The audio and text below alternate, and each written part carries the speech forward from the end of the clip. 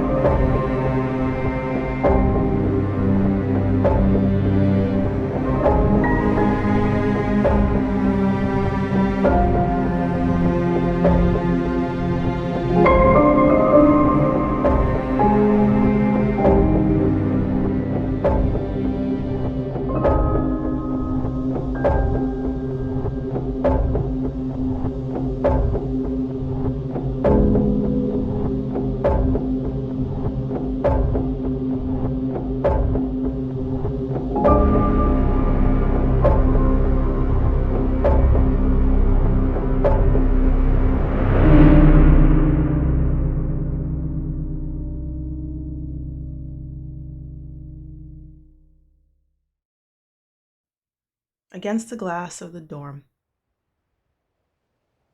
The snow howls loudly, whistles, and batters against the glasses of the dorm. Powell House, specifically. You're not sure when it's gonna let up. It's been like this for a few days. There might be lulls in between, like a reprieve, but not long enough to feel comfortable going outside yourselves. It's kind of like a big sleepover in a way, to all get to know each other or kind of ignore each other, whatever fits your personalities most. But you've gotten used to it. It's been 2 or 3 days that this has happened, but there's a little bit of worry about your RA, Jennifer. She's supposed to be here, or was supposed to set up before y'all got here. No one has been able to reach her on her phone. Maybe she just didn't make it in the snowstorm in time. Maybe she's stuck somewhere.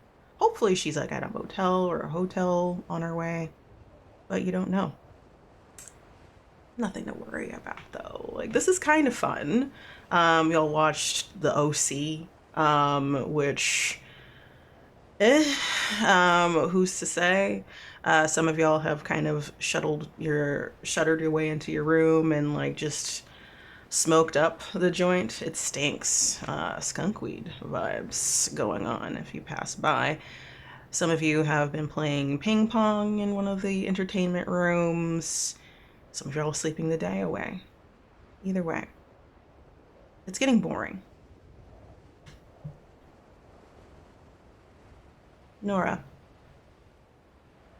where do you find yourself this afternoon? The sun is as high as it can be, but there's just a sheen of gray over your room as you start to get ready. You have been sleeping in a little bit, just a smidge, but you can't do that all day. So what are you doing? The first thing that Nora does when she gets up is gets on her phone.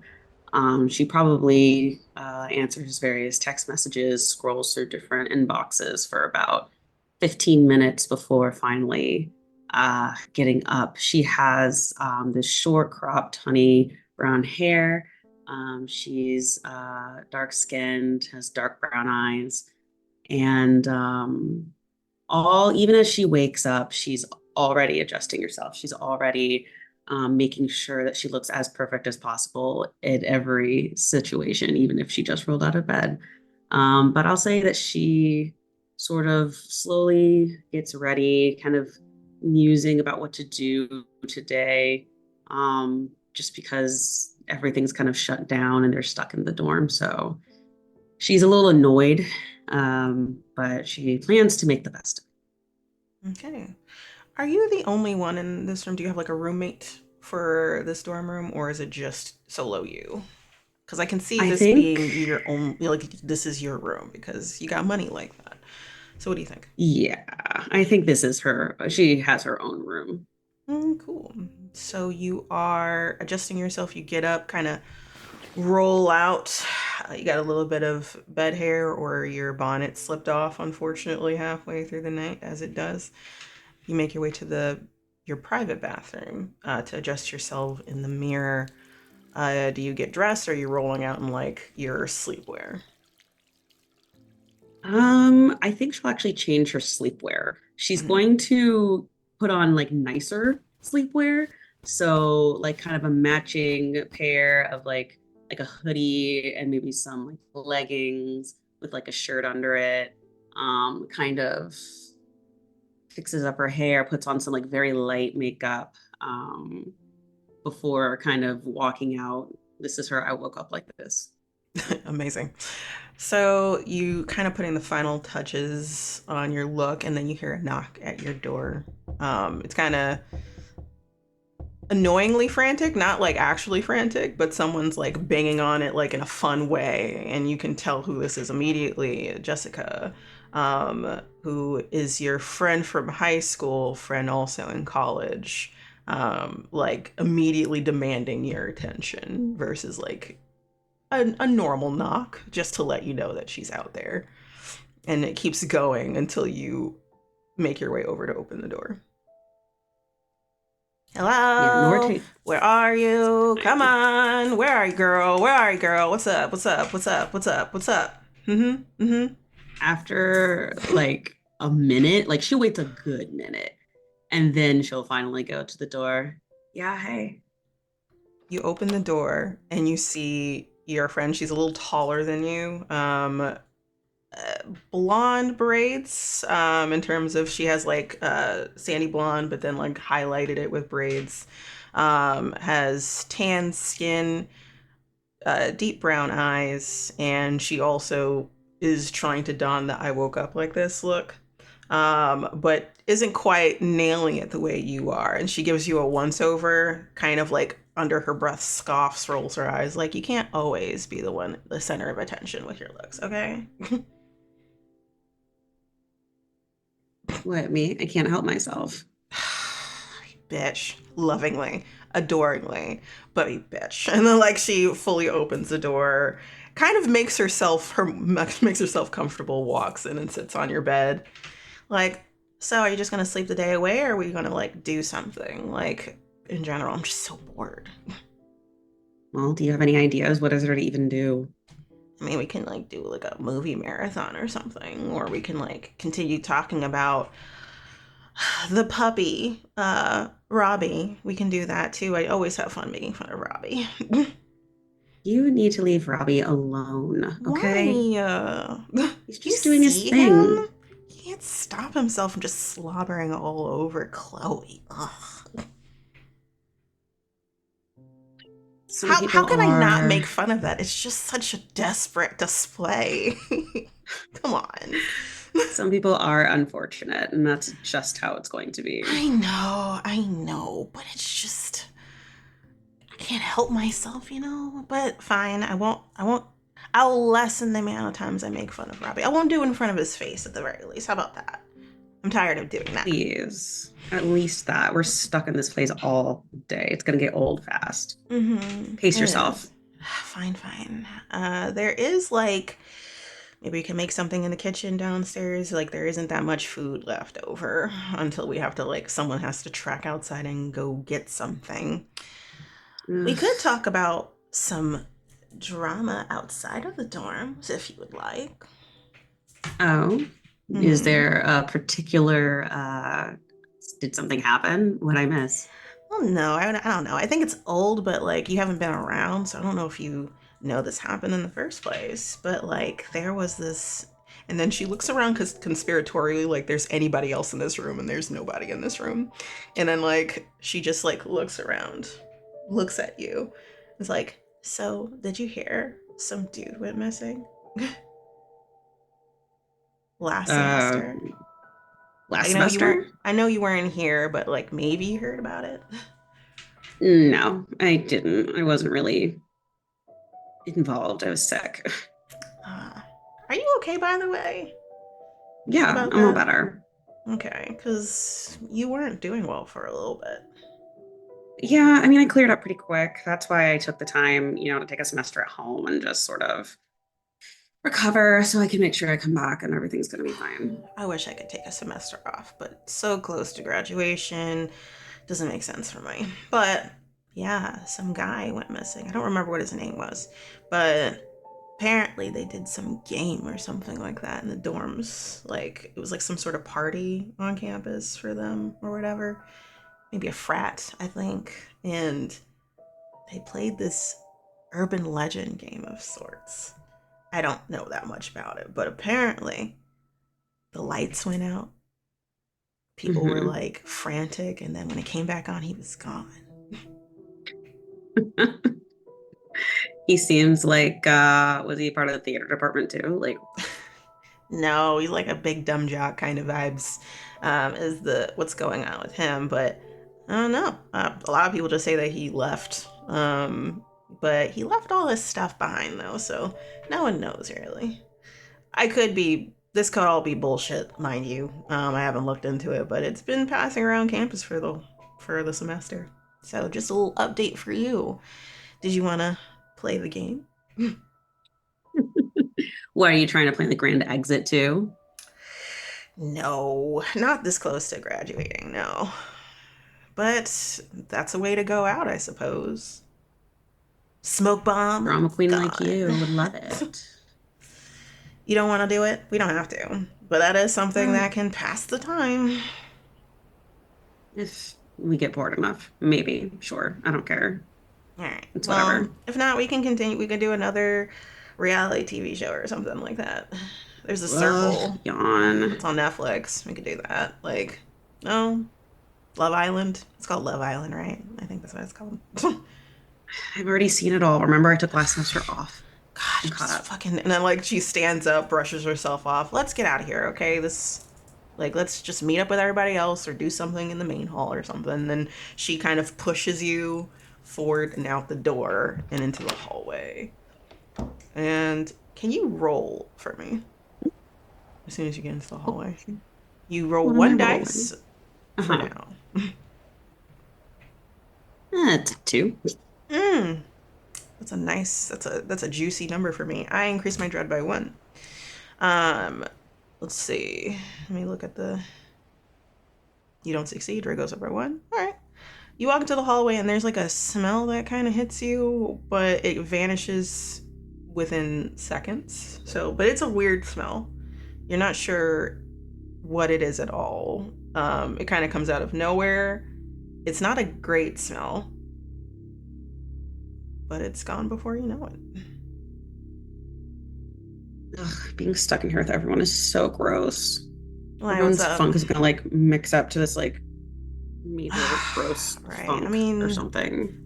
like, I don't care what's going on. The showers still work. Like, people, there's deodorant for a reason, body spray. Like, I don't care if it's Axe. And then she like keeps pushing you, but turns into a gentle push as like you start moving and making your way to the main area, which is kind of like a lounge area, where most people have been meeting up to just kind of either chat or eventually break off after things get boring. But we transition over to you, Chloe. Are you in your room?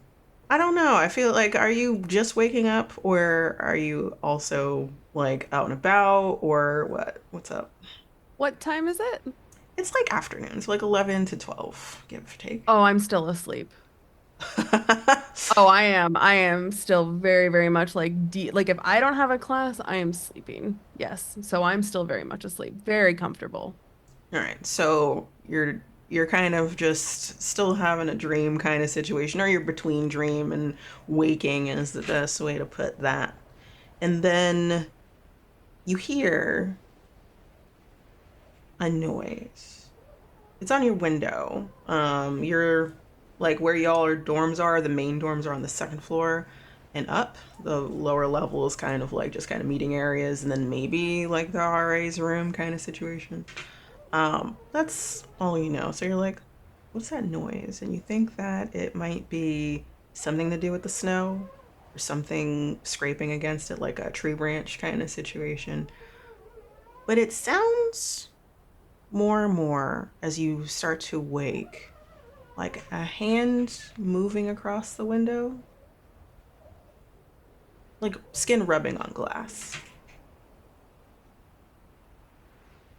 I don't think I think too much of it at the beginning, especially because like I'm still very much asleep, right? I mean, this is obviously a leftover from a dream thing. The sound from the sounds from outside, the storm, everything.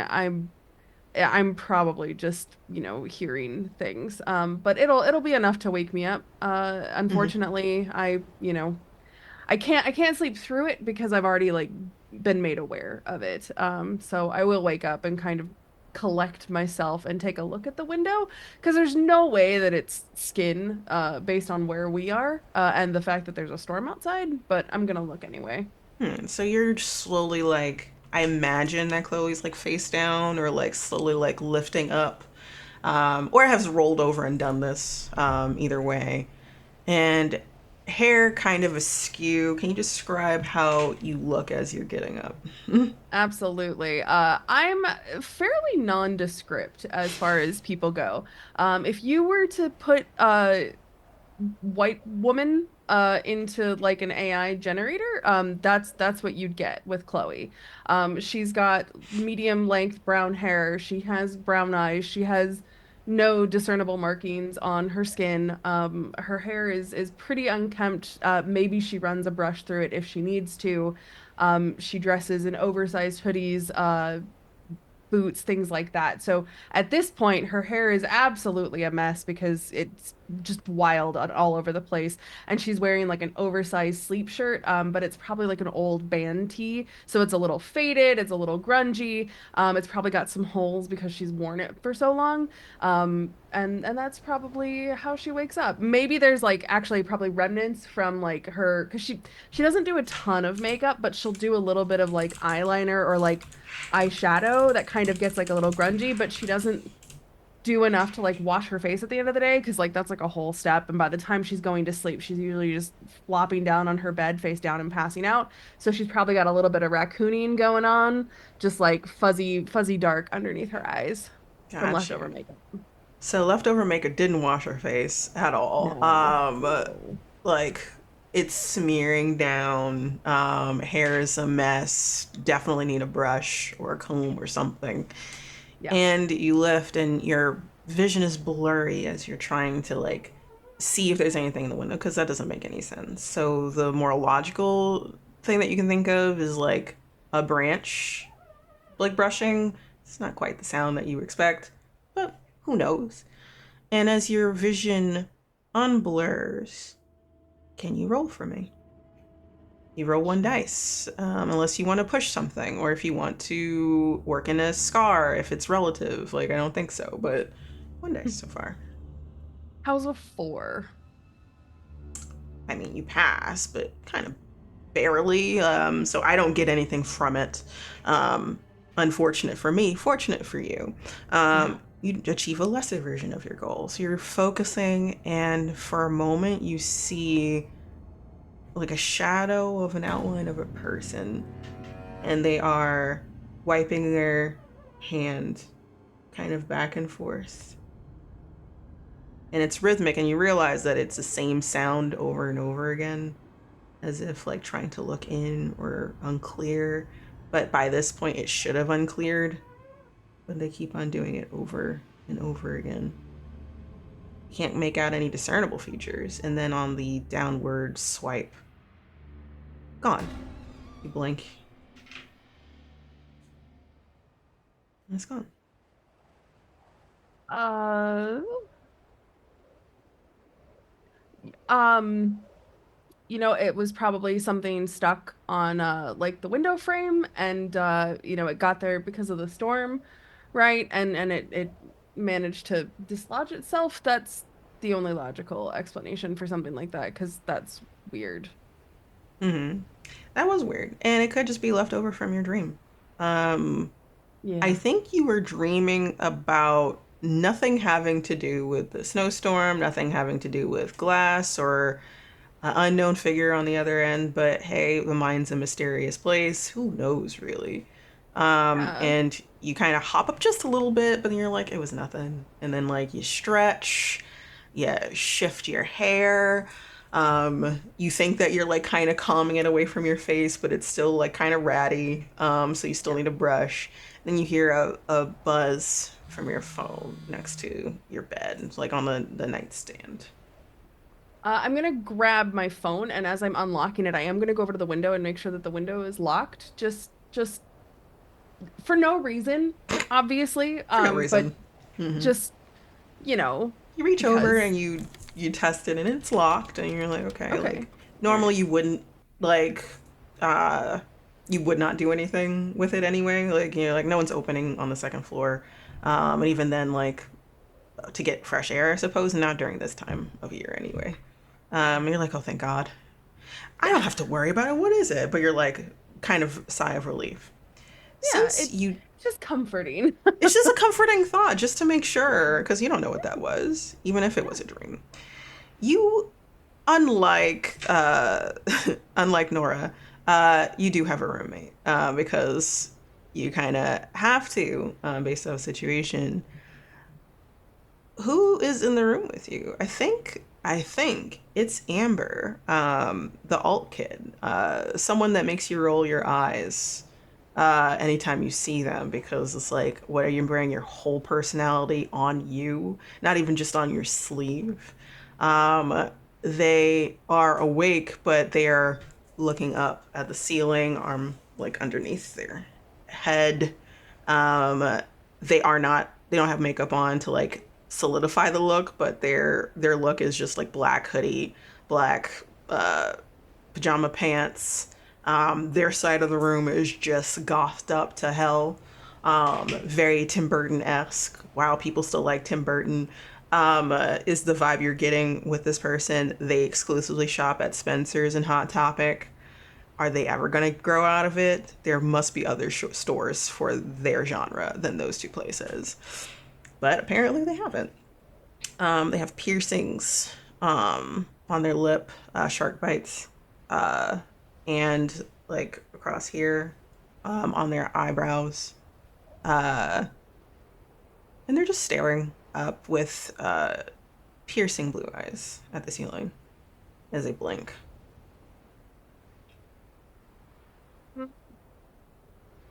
Yeah, I mean, Amber and I aren't really like friends. We exist in the same space, but that's I mean, and like we both live in black hoodies. But other than that, that's pretty much where our similarities kind of start and end.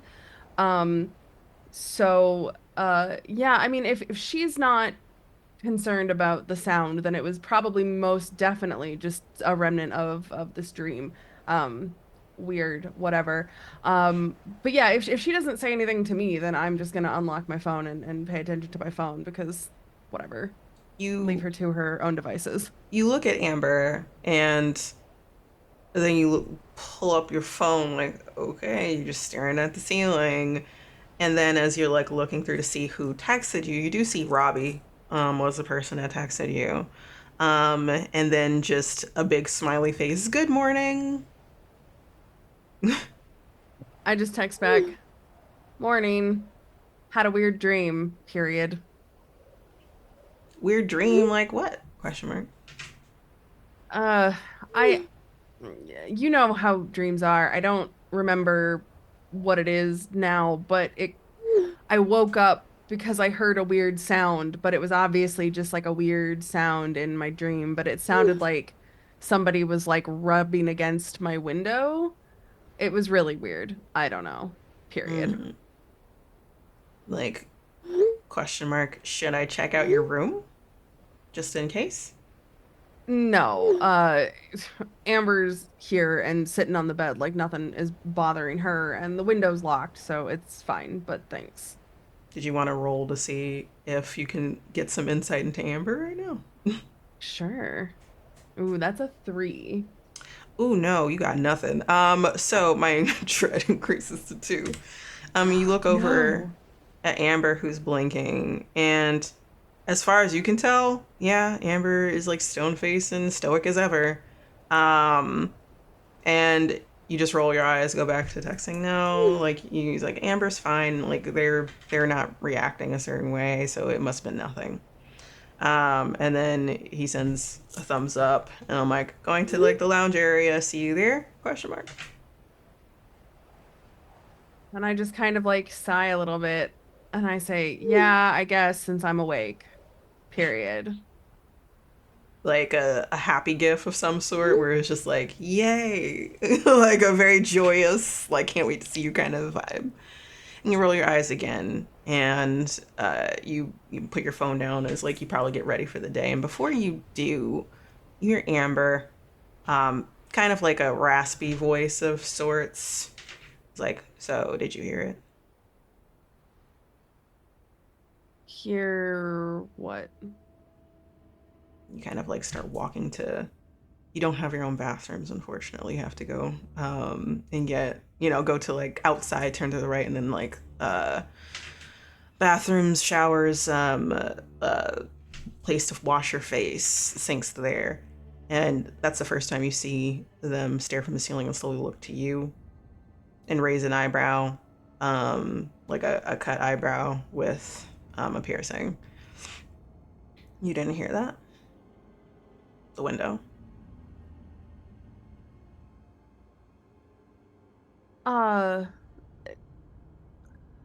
No, I heard something as I was waking up, but I figured it was just a, you know, what do you mean? I woke up 30 minutes before you, and halfway waking up, I just heard it. And I thought I saw something, but I just didn't want to move until you woke up.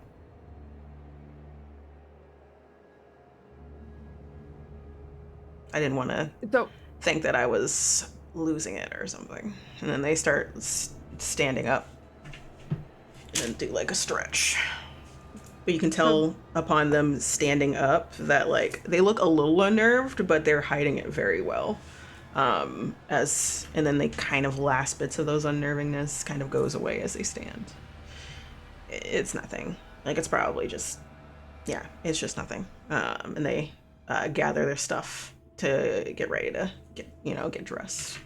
Hold on. Are you saying that the sound was going on for like 30 minutes? No, not 30 minutes. Give or take 20. I woke up just because I felt weird. And then I heard it. Don't ask me what feeling weird is. I don't know. I just woke up kind of out of a dead sleep a little bit. I mean, did you see the... I saw something and then I just didn't want to. So I just laid back down and I waited for you to wake up. I didn't want to move. I'm gonna go over and double check the lock just one more time. Like you both look at each other as you're just like realizing, oh, we both definitely heard that. And then from like the dead stare of realizing, yeah, I heard that, you heard that, we both heard that. And then you look back at the window, walk back from like getting your stuff to get ready to go get dressed and change, check the window again. It's definitely locked. You nod and you're like, okay. And they also, like, the closest to being kind of terrified that they are going to be. You just see it in their steely blue eyes. They nod, and then they gather their stuff, and they both head out to the... What is it called again? I'm, like, stumping on this. I don't want to say, like, the restrooms, because it's a little bit more than restrooms. Changing rooms, showers, all that stuff is there. You both go there together. Yeah, you don't hang out, but y'all are both human and you're both terrified, kinda. So y'all kind of pair up a little bit. Buddy system in a way. And you get ready to the best of your ability. You brush your hair, you wash your face, which is just splashing water, maybe light soap, like the Neutrogena commercials. That's how you think it's supposed to go versus like rubbing it in. And they fully get ready. They do up their face. They pasty up their face in a way, versus like adding any form of contour. Put their hair, which is like long black curly hair, in a ponytail. They are more like very rosy cheeked a little bit. They're actually kind of cute, all things considered. And then they try to like get rid of that cuteness by contouring and paling up their skin with makeup that is like a shade lighter than them. So yeah, and y'all get ready, and then you look like basic white woman chic, but cozy. And then they are like, I just stepped out, or I'm getting ready to work for a Hot Topic. That's how y'all exit the bathroom. And y'all both silently head towards the lounge, which is on a floor or two up. I would say it's on the 4th floor. And the elevator dings. The light from the elevator illuminates the hallway, which is kind of dark. There's some lights as you walk further in, but there's just like this eerie vibe to it that you're used to because of everything so far. You walk through and then you meet up with everybody else. You see Robbie, who has big glasses, like shaggy brown hair that's like kind of curly, kind of wavy, is wearing like a dark blue hoodie, um, a, uh, a video game t-shirt that's kind of faded. Um, Commander Shepard is on it, I think, and then the N7 as well is there. Sweatpants, is wearing Converses. Some people are opting to just wear socks, but he's like fully dressed. He's wringing his wrist nervously. And there's like definitely journals and books next to him. So like he's distracting himself with just stuff. There might be comic books or manga there as well. And he lifts his eyes and like brightens immediately in the face when he sees you walking out. You also see Jessica, who looks like the wannabe mean girl slash Barbie vibes. A lot of pink, is leaning back in a couch and is talking to uh, Nora, essentially, and they're talking with each other back and forth. It looks like they have cups of coffee from the kitchen downstairs. Probably instant coffee because like they don't want to go through the whatever the RA does to set things up. So something really quick. And then of course Amber walks past you and sits like on an empty chair next to one of the windows. Actually, they stop and look at the window, narrow their eyes, and then sit in the center. Something that is very natural for them to do, to like kind of be loner-esque next to a window and staring out into who knows where. But this time they sit in like a cozy chair that's really close to Jessica and Nora, and it makes them look over for a moment before like they shake their head and go back to talking with each other. Where are you sitting? Are you sitting with Robbie, who's like waving at you? Also next to the window, but like two chairs next to the window, like one facing each other. Yeah, I mean, he was excited to have me come down here. So I'd go over and then just kind of like instinctively glance at the window and just, I'm a little freaked out about the windows, but I'm not gonna ask to move because obviously it's kind of crazy. But I will just make sure that the window's locked. Just, So as you so as you sit down, you kind of look at the window before you fully like take Robbie in. And you just like narrow your eyes and then you check the window suddenly and he just like looks at you like, you good? Like, what's good? Yeah, just making sure windows are closed. That's all. All right. Like, they're always closed. Chloe? I had a weird dream. I woke up. I'm still it was a weird dream. Are you sure you don't remember it? If you're that nervous about it? Yeah, all I remember is that there was something at a window and it was a weird sound and I can't remember anything else about it, but I just remember waking up and feeling a little weird about it. Just a weird nightmare, not a big deal. Happens. All right. You look lovely today. Just rolled out of bed like this, you know? Mm-hmm. Yeah, I believe it. As he like opens up a comic book. It's like back to another day of just nothing, I suppose. Yeah, I'd still be sleeping if I could, but I'm awake now, so nothing to do but settle in, I guess. And I'm gonna like sit down on the chair, but I'm gonna like pick up both my legs and like cross my legs on the chair. Just get very like kind of make myself a little small on the chair. Mm. So you make yourself a little small in the chair. It's been a interesting morning, and you're trying to get rid of that what you saw, essentially, and just like it was nothing. Weird things happen all the time, but it's stuck in your mind. We're gonna go over to you, Nora, talking to Jessica, and Jessica's kind of like side-eyeing Chloe and Robbie and rolling her eyes so hard you might think that her eyes are going to get stuck in the back of her head. Um, before taking a deep breath. I'm not gonna say anything, okay? I'm not gonna say anything. You told me not to. Your self-restraint is admirable. Thank you. It pains me right now, okay? Absolutely. Pace yourself. I'm not saying you have to stop. It's just I appreciate that. I appreciate that you know me. I appreciate that you know me, hun. But seriously, what are we gonna do? And then Jessica I looks don't over know. at like Amber. Hey, you. Like, any ideas? Amber just like raises an eyebrow from the distance, like the shorter distance than they normally are from everybody. Rolls her eyes. We can watch something, binge watch something, or anything really. Jessica shrugs. Or we can like do a game of sorts.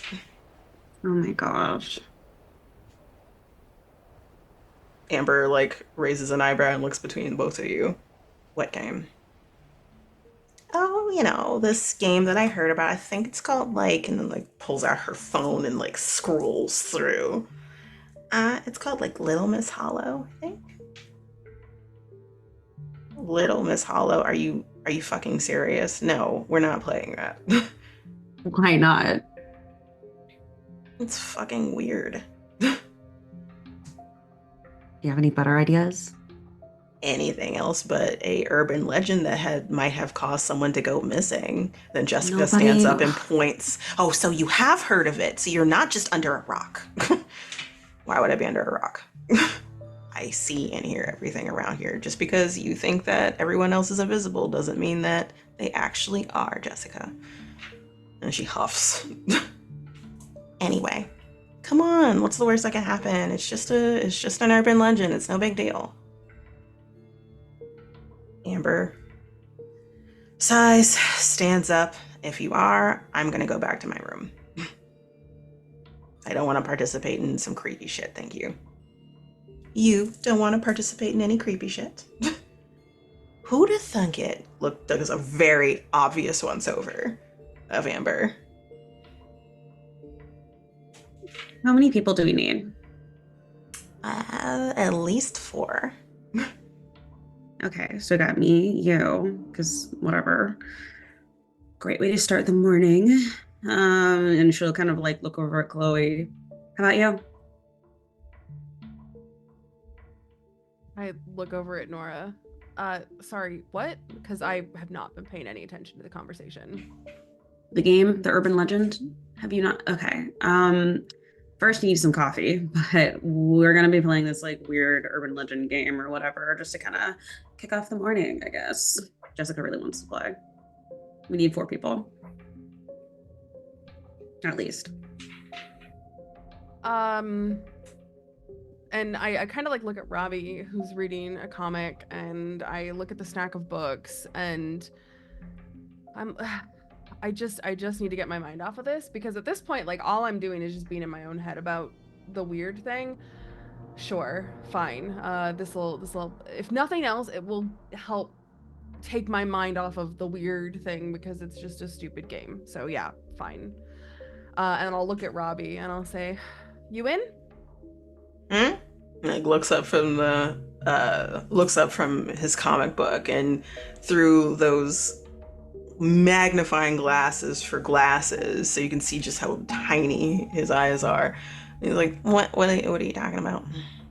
We're gonna. Oh my god. You wanna play a game? Sure. Closes the book. What kind of game? And I kind of gesture towards Jessica. Oh, you really haven't been paying attention. Okay, well, it's called Little Miss Hollow. It's a urban legend game. We're supposed to sit around a circle and do some spooky rhyme thing and call on her, and then she's supposed to do, and she like starts thinking about it. There is something that's supposed to happen, and then she like pulls up her phone and like scrolls through. Nora, for you, you look over your friend's shoulder to see exactly what she's looking at. It's like a forum of sorts, kind of like a campus forum that everyone on campus makes together. Like there's different private rooms talking about weird random shit, and you see that looking through comments of someone asking the question about this urban legend, and the question was, what is this? What is this trend even? Is it real? How do you even do it? Don't worry about why I'm asking these questions kind of situation. It's not like I'm going to do it or anything. Eyeballs emoji. And people are commenting.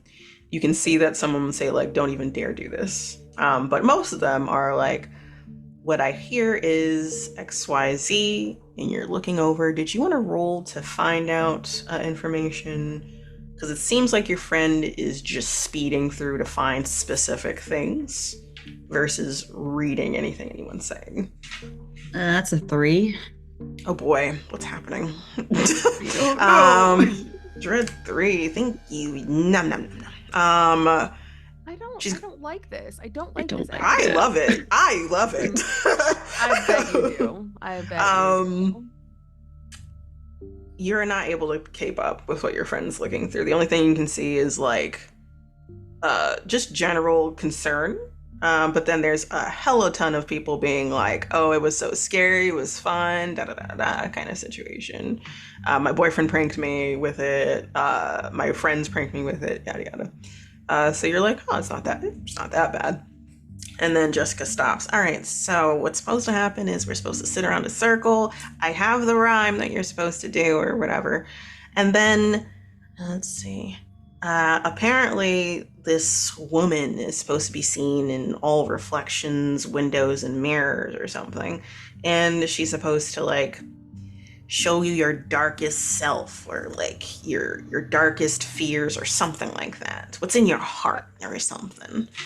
Okay, I'm sorry. Are you seriously, like, are you really, like, legitimately asking us to play some weird urban legend version that's somehow weirder than, like, Bloody Mary?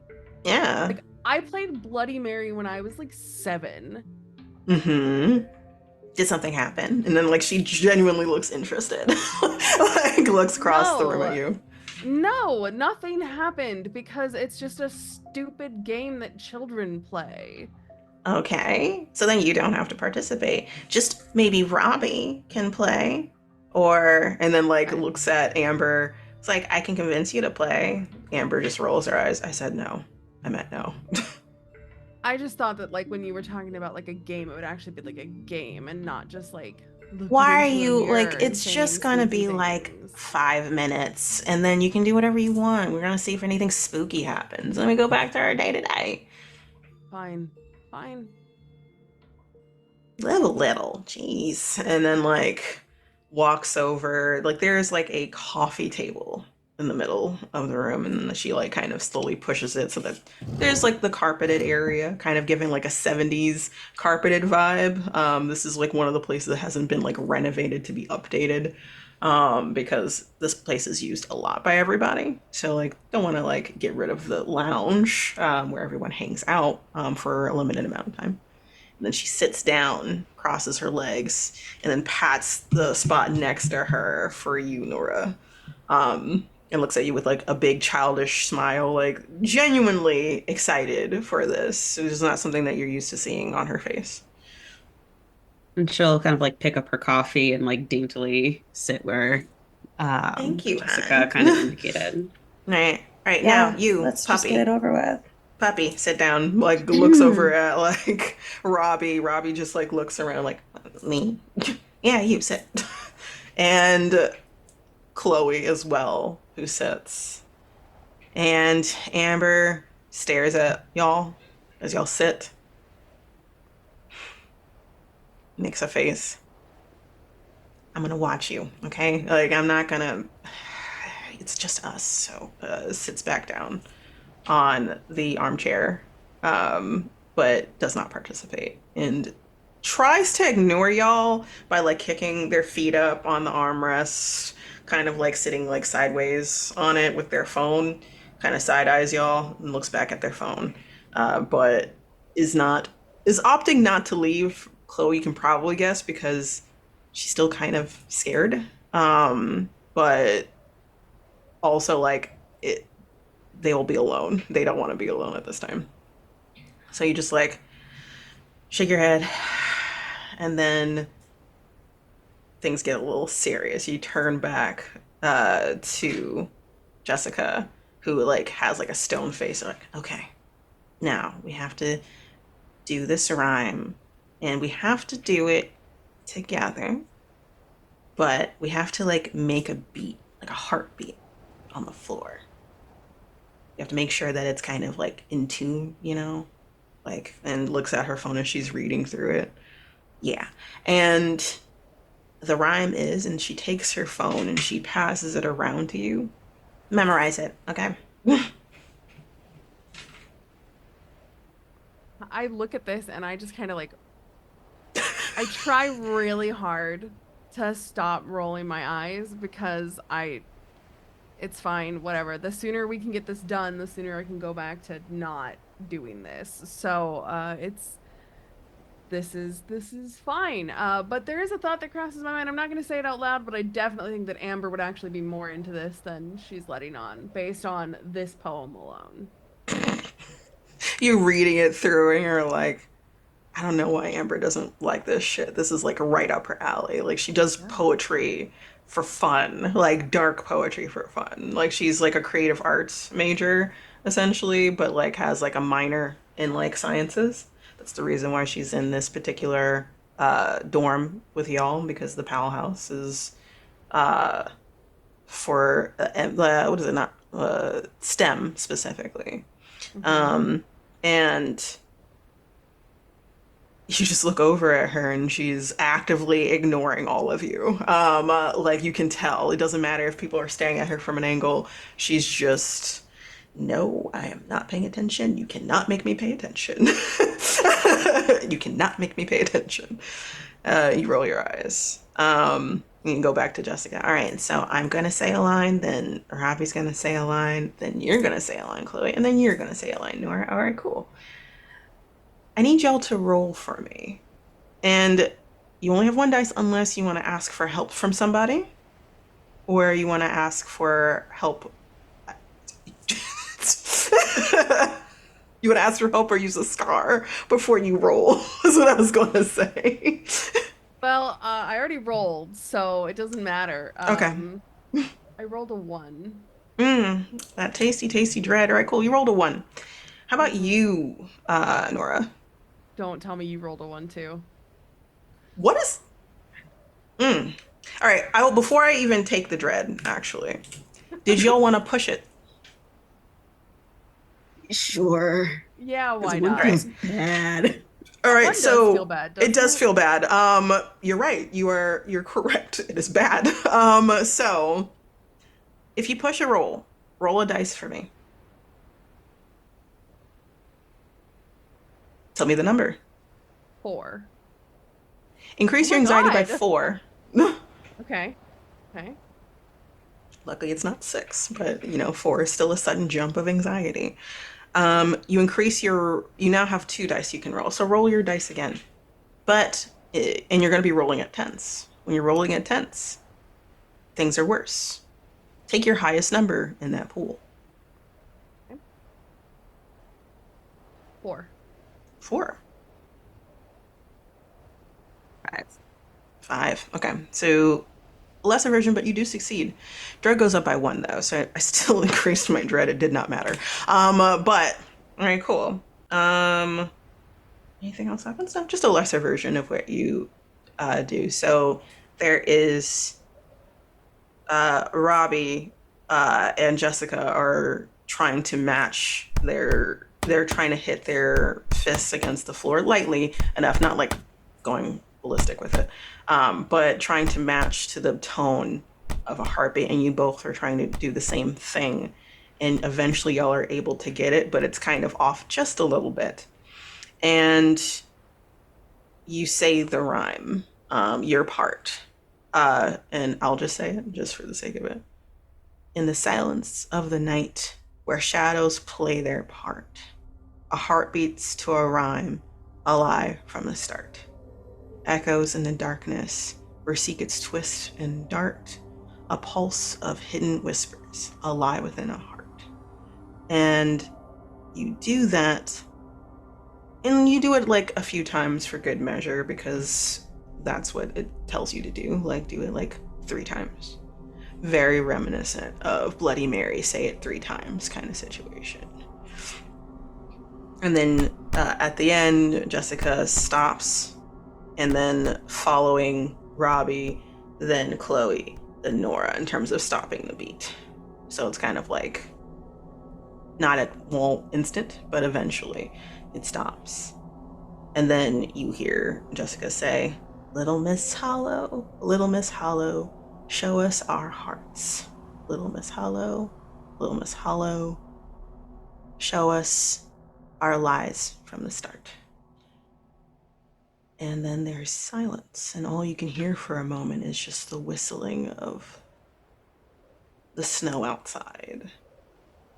And you do hear scraping of trees against the side of the building, which you're like, that's what scraping of trees sound like against window and wall. And nothing happens. And Amber, you see Chloe probably because like you're kind of facing, everyone else is facing away. You see Amber looking at y'all with a raised eyebrow, and they're looking around to see if anything happens as well with you, because at a certain point they went from looking at their phone to actually being kind of interested. You probably guessed right, that poem was actually kind of fire. But no, nothing happens. Well, that was a dud. Wow, Jessica says. Jess. Are you sure you read all the instructions right? Yeah, I did. And like looks through and it's just like, I mean, there might be different versions or something, and this is just one of them. But I mean, I don't feel like I'm reflecting on the dark deeds of my soul or anything like that. Oh yeah, no, I feel it. I am. Kind of like looks at their like almost empty coffee cup. Yeah, it's saying that I need more coffee. Shut up. It was worth a shot, okay? See? 5 minutes and then we're done. See? Now you Woohoo, can when the go back thrilling to your little start. puppy and have fun, Chloe.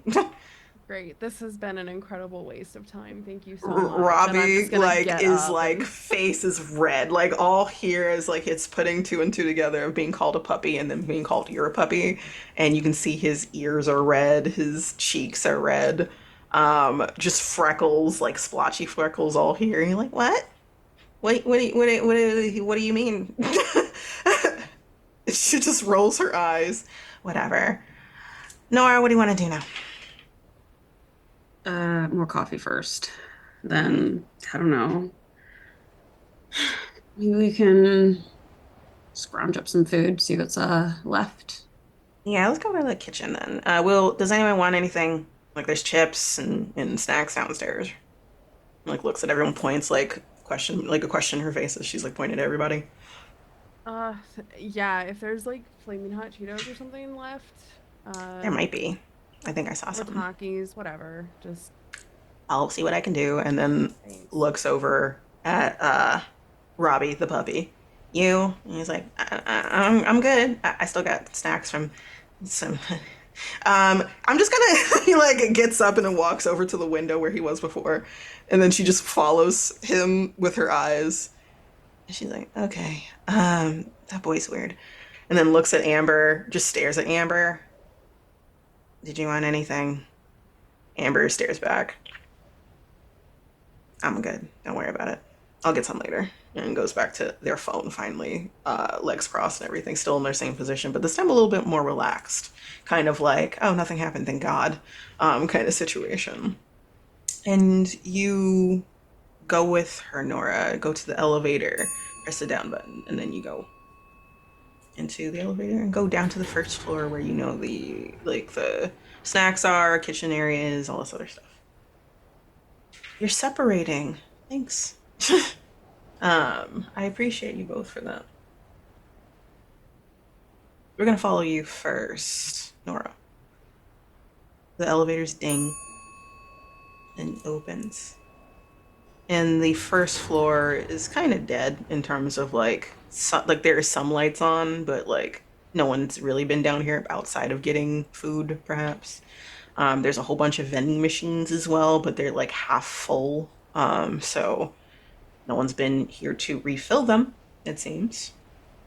Um, and the kitchen is like if you're stepping out of the elevator and there's like hallway to the right and left kind of situation from the main desk in the front entrance of the dorm. To the right is a hallway going all the way down to the end where there's the kitchen area and where all the snacks. There's like probably a cupboard or pantry back there. And y'all walk. Do you walk in silence? I think Nora will say, you had to start with Puppy. What's wrong with Puppy? I don't know. Maybe he'll realize that you're making fun of him. I mean, he is a puppy for her. I mean, I wish I had a Sure. man that would grovel in my presence every single time, but to each their own. I just don't understand why for Chloe, but I get it. If anything, it's a Listen, compliment. I'm just saying. if you want him to grovel over you that badly, maybe Not calling him Puppy Robbie. isn't the right enough way to Like, go there's so about many it. other hot guys on campus, like, that I would love for them to grovel over me. Not Robbie. Though Um, it's not unwelcome. And then like she tucks ears behind like a hair behind her ear. But it's still Robbie. you're so thirsty. Did you want? Oh. How dare you? Not Am I like you're not wrong? thirsty. What about that really cute guy that you were dating like at the beginning of last year? What happened to him? Bored. Bored? Y'all just Yeah. were like all over each other. Come on. Now that guy was groveling for you. Yeah, but he was, you know, boring. It always gets old. I didn't see that, but I get it. All right, fine. Y'all continue walking, and you pass like a few doors before you get to the end of the hallway. The area where like you usually make coffee is like a little earlier than this. It's kind of like where everyone makes coffee, including like staff. So this is your first time tracking this way down the hall and getting ready to go to the final door. Can you roll for me?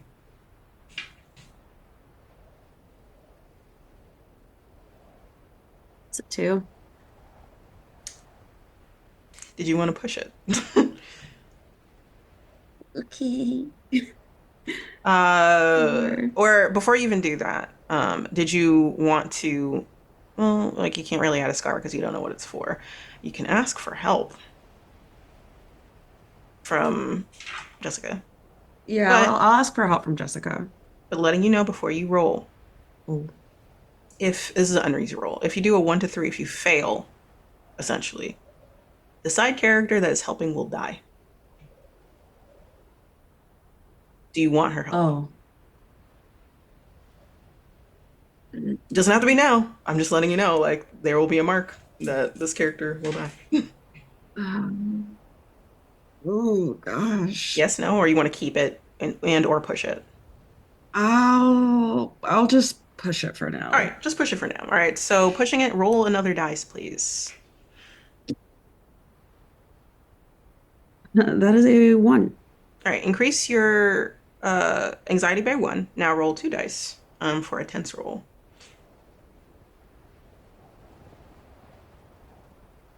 I take the highest one. Mm-hmm. 6. Amazing. We love it here. I'm glad that like full success for first full success for this game, y'all. So you're walking and you're passing by a few rooms, and a smell hits you again. This time you know that it's there instead of it being just passing, and it was like a funky smell, but now it smells horrible. It smells like coppery, kind of rot, bloody.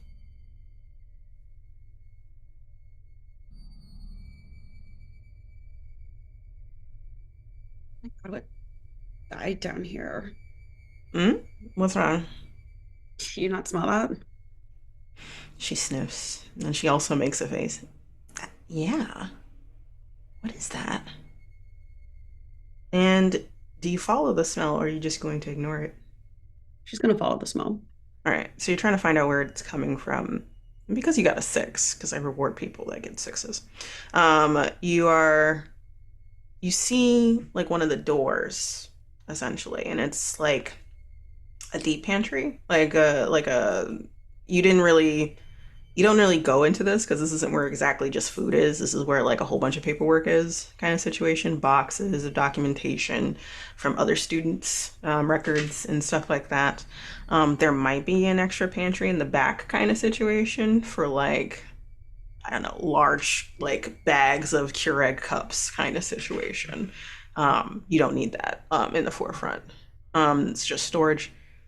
And you look at the door handle and you see a smear of something on the door, and it's a deep red color. Is that the smell? Like, can I identify that that's probably what I'm smelling? You go up to the door, and when you get closer to the door, the smell is obviously coming from there, but it's not coming from the smear on the door handle. It's coming from inside the room. Um, I think in that case, something will kind of like come to attention within her, and she's going to kind of like look around. Is there like a napkin or anything nearby? Yeah, like if you go back a few paces, there's like one of like next to the coffee machine at the front area. Mm, There's like napkins, like stirring sticks, stuff like that. yeah, she's gonna be like, somebody might be hurt or something because this looks. And as she's like kind of muttering, we'll sort of go back and grab a napkin and use it to open the door. All right, so you used a napkin and you kind of like even though like you're using a napkin, you're kind of bypassing that smear because you don't want to disturb it. It looks like it's dried though. It might be in there for a while. You open the door, and Jessica's watching you while this is happening, and it goes from like her usual playful, snarky expression to kind of concern and worry. Um, and you open the door, and you see like stacks of like shelving, like kind of like a not built-in shelving but like temporary shelving you can like break down kind of situation, with a whole bunch of boxes. And you slowly open, you look around and you look at the floor, which is linoleum, and you see down a stack there's a puddle of something dark colored, and it looks like there's like a footprint in it, like someone stepped in it in a hurry and it smeared it. Hello? Is there a light in here that I can turn on? Mm-hmm. Like on like first thing, like if you turn to the left, you Mm-hmm. can flick it on. You Yeah, she'll do. do that. The fluorescent bulbs like kind of flicker on, and it illuminates that puddle. It's a bit of a like a short walk away, and it has a very deep red color.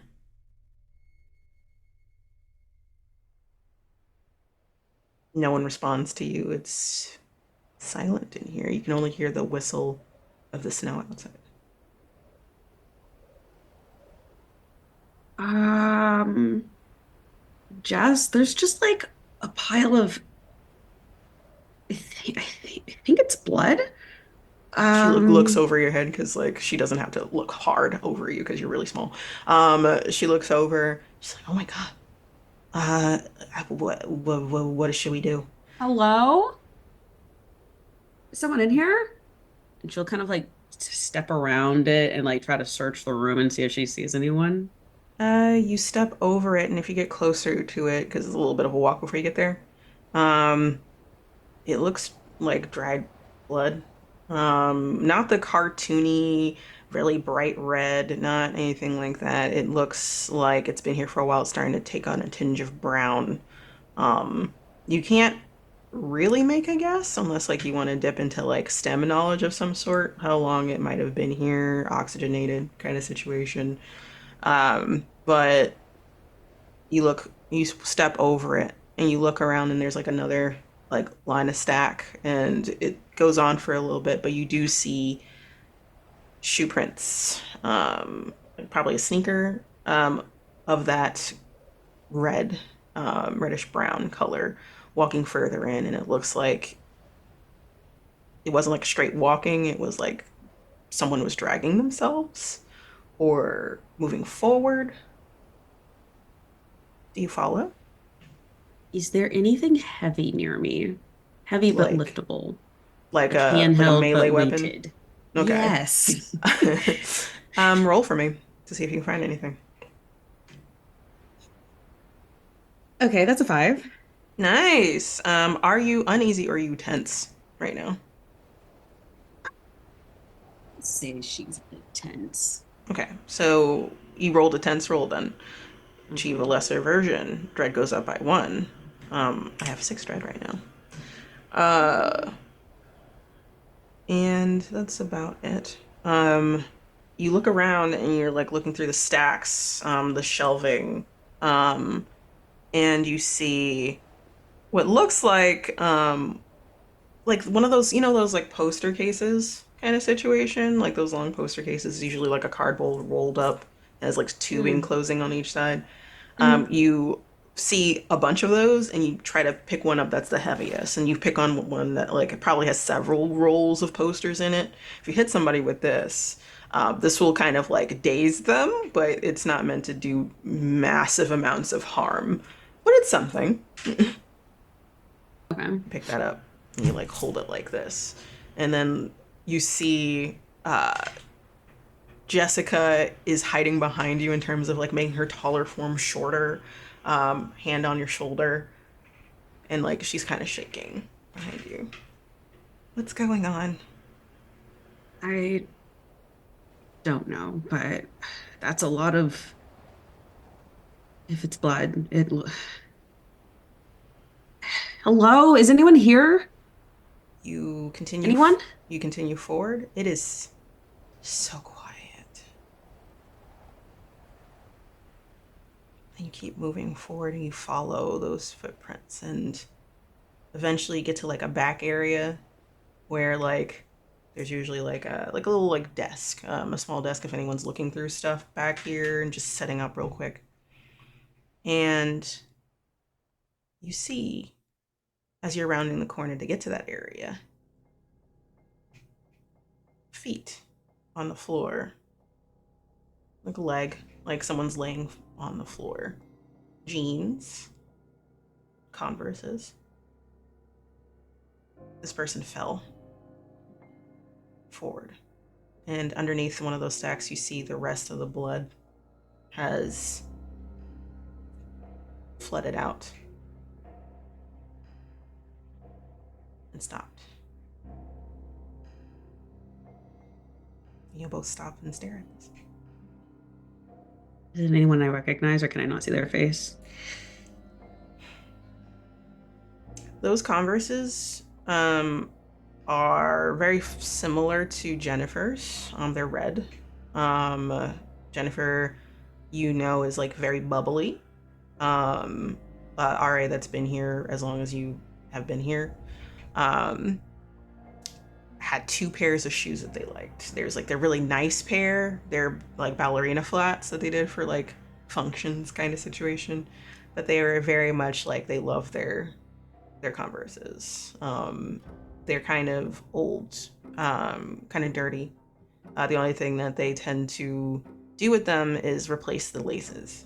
And they kept on talking several times about like, oh yeah, like I'll get new Converses at some point, but these are my babies. They're high tops. Those look like Jennifer's shoes. I think upon recognizing the shoes, like she'll round the corner like fully, just to be like, oh my God, is this Jennifer? You round the Um, corner and you see the brown hair, but like the back of their head is like undercut. And it's red, so like they dyed that part red, as well as like the just back of their hair as well. It's in a messy bun, and it looks like they fell face forward, hands reached out for something, as if they were like trying to get away or running or something like that. And they are motionless, and the blood is coming from their chest, but you can't see because they're face down. Oh my God. Are you fucking kidding me? Just stay over there. Go stay over there. Okay. Like she kind of like backs up into a stack. Did you bring your phone? Yeah. Like takes. We need to her call phone. like 911 or something? Yes. Yeah. She is shaking. Dad.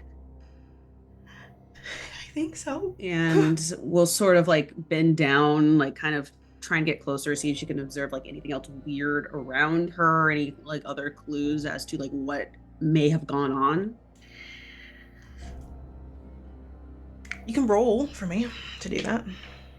I'll try my best. So you're at tense before you like throw down. Ooh. Oh yeah. We got a 6. Amazing.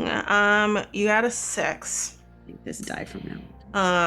So full success, no bad thing happens with a full success on tense, so you're good. You can see that this might have happened like in the last week, potentially. It's a bit cold in here. She is kind of decomposing, but it's just the smell so far. You don't really see anything outside of that. She looks like she's really cold, colder than the room is. So it is happening slower than you're expecting. You notice that there's also blood that kind of came out from her sweater. So like her back, you can see that there's a bubbling of blood back there too. So whatever happened to her front went all the way through her body.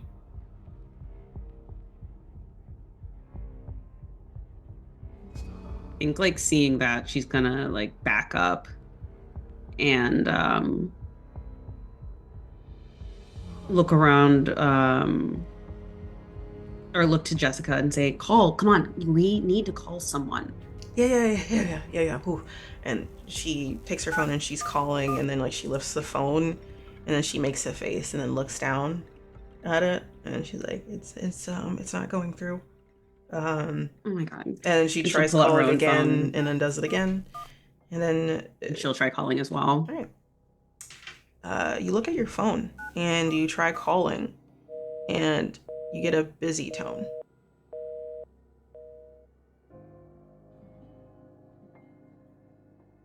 I guess like the power's on. I literally just turned on the lights. Yeah, the power's on. Yeah. She's like, okay, maybe we need to go upstairs. We needed to tell everybody about this because what the fuck. Also, maybe the signal will be better up there. It is, snowing and shit outside. Oh my God. As and you're like, trying to like put some stuff together, Jessica's frozen a little bit, but trying to come back here. And then she shakes. There's the emergency button on your phone, on your cell phone, and if you press it, it will eventually go out once connection comes back. So that's something that we can do. Okay, go ahead and do that. And she presses the button, and as soon as she presses the button and it starts, the lights go out. Chloe. Yes. You're bored. You're leaning back and you're like, man, this was whatever that was an absolute waste of time. But at least it was something. It was fun, kind of, in terms of like doing something that is a pop culture reference of some sort. But you can't even have something to say anywhere, whether it's on social media or someone else, like, oh, this weird thing happened, and like flickering lights, or someone called my name, or anything like that. And Robbie is staring at you. You notice after you're looking at your phone. above from his manga. He's like looking through, like at you. Can I help you? Oh, Or... like blocks his face as if like he wasn't obvious. And you're still So staring is at that him, a and then he no? tries to like look over it again, and then goes back. Sorry. For what? Looks back over, but like puts the book down. No, you just your hair looks really nice today.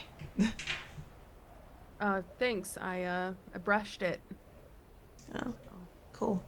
Yeah. Did you wanna read anything I have here? Like I just have a whole bunch of like comic books, manga, magazines, just anything I grabbed. I kind of take a look at the pile. Like I don't like dig through it, but I'll kind of like move the top ones around. But ultimately like nothing's really catching my eye. I'd kind of just rather like doom scroll on Twitter or Pinterest or whatever. Just do anything that is like new information Mm-hmm. coming into my brain. So I just say no, I'm good. Mm-hmm. Show him my phone and then kind of go back to scrolling. Okay. Roll for me.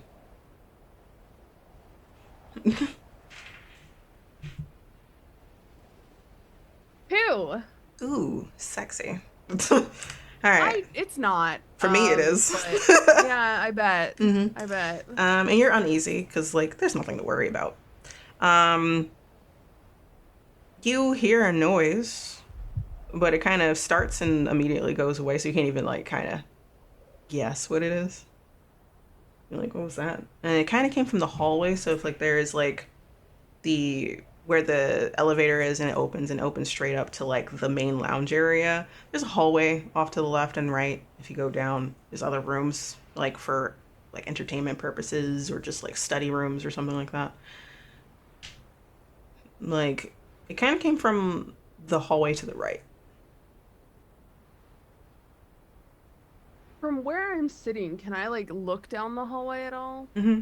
Kind of like Okay. if you're next to the Yeah. window where you and Robbie are, like you kind of lean a little bit. Yeah.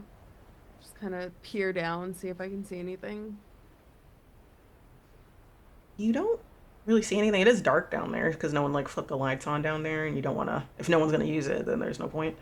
But you think you see at the very end the silhouette of feet turning into one of the rooms. Um, I'm I'm gonna take a quick moment and I'm actually gonna look at Amber. Amber, you were assuming that Amber would be like on their phone, like scrolling through, but their head is up and they're looking in the same direction. Okay. Yeah. So at this point I'm gonna slowly climb out of the chair. And I'm gonna like wave at Robbie to get his attention and just say, Mm-hmm. What is it? What? I come with me. There's something I just come with me. Uh, And I'm uh, just gonna like like sure. And like wipes his hands on his, put his book down, and like adjusts his hoodie, zips it up, and then puts his hands in the pocket and follows you. Uh, and I am gonna look at Amber to see if she's interested in coming as well. Like I won't ask her so she like doesn't have to say no if she doesn't want to. But I am gonna kind of like look at her and look down the hallway as like a, hey, do you wanna?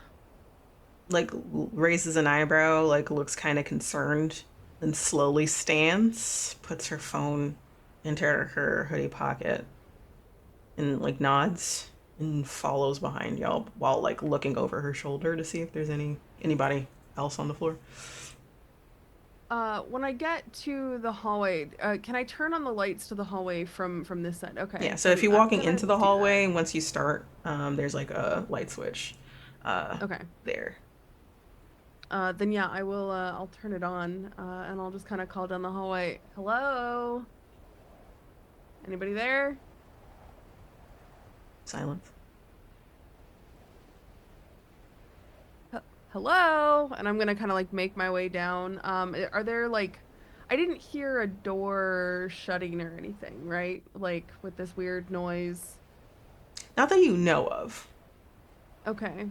Um, how many doors are open in this Most of hallway? them are partially open, and you can kind of see from the Okay. light outside for anything facing the outside of the building. Um, like the gray light from the afternoon is coming in, but so you know, like, Okay. oh, it's not that dark with that in mind. But anything that's like on the inside of the building, you can only see like shadows. Some of them are closed, some of them are open as you're walking, but your eyes are on like the one that you saw someone walk in at the very end of the hallway. Okay. And that one is open. Okay, great. I'm gonna slowly like make my way down, and I'm gonna like make sure that like Robbie. I mean, I know Robbie's not gonna be very far away, No, he's like but he I is like a few like a pace and a half away from you. good, good.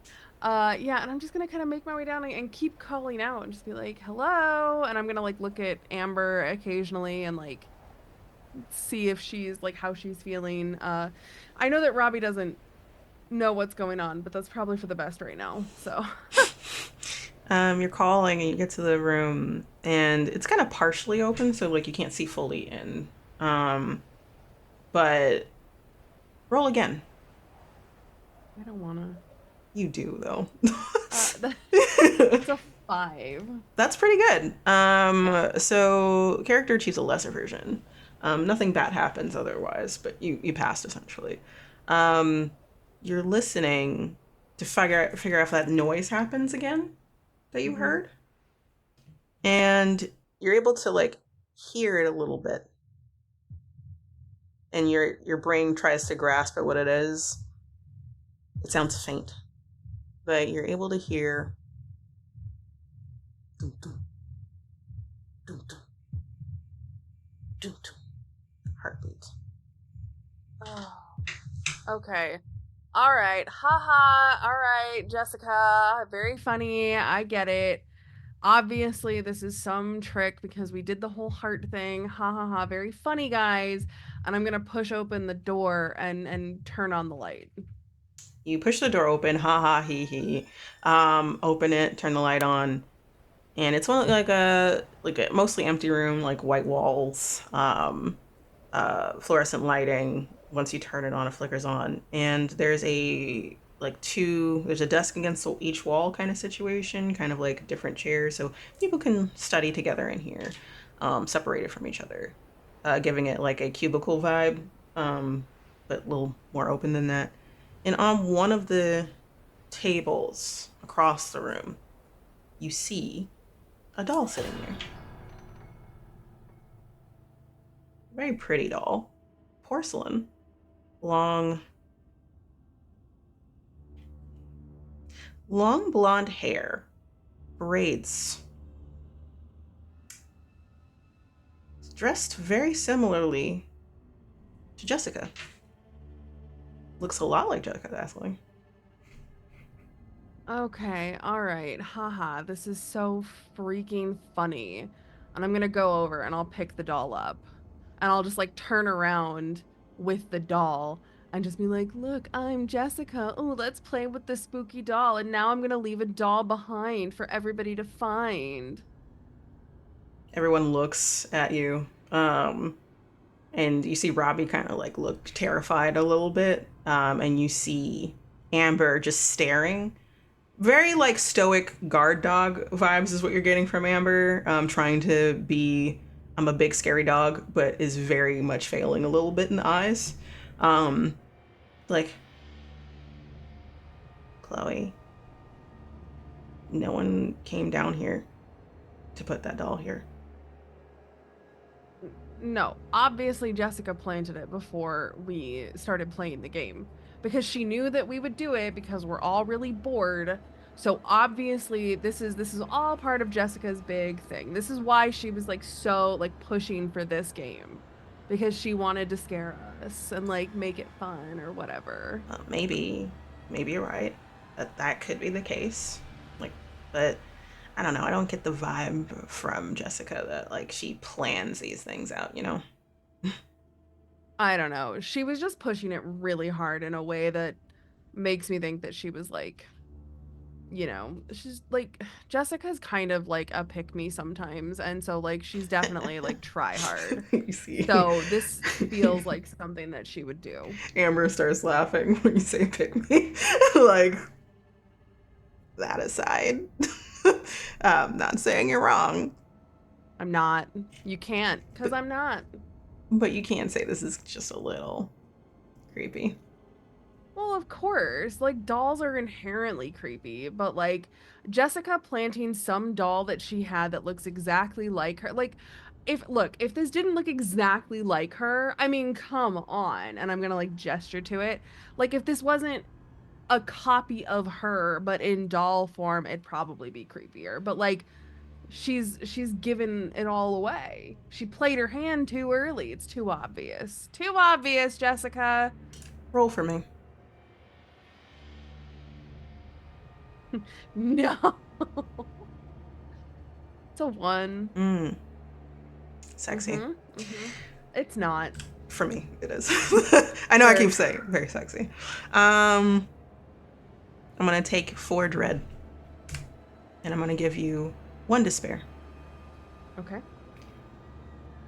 You lift the door, you're like, ha ha. Like, good, you tried to get us, you're not gonna get me. And then you hold the doll in both of your hands. And you feel the heartbeat pulse in your hands. Like you're holding a heart. Oh, I immediately drop it. And you drop it on the floor. And it just falls. It doesn't shatter. It's like a porcelain doll. And it felt pretty hard. It's linoleum flooring. And you hear the impact of glass on the floor. So you're expecting like even like a ding or something like that.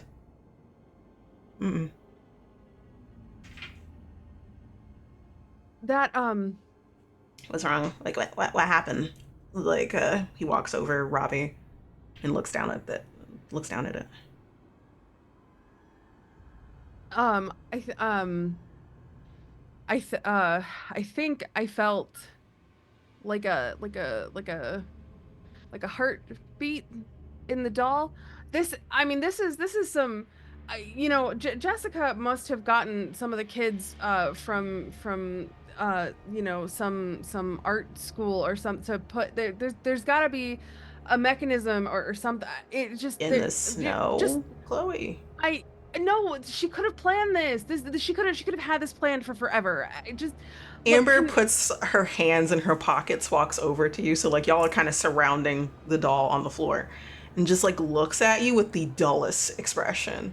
So you're telling me the pick me went out, got kids to make a doll, knew that a snowstorm was gonna happen and that we would get bored enough to play a game that may or may not have some weird lore attached to it, made a doll in her exact image, left it for us to scare us.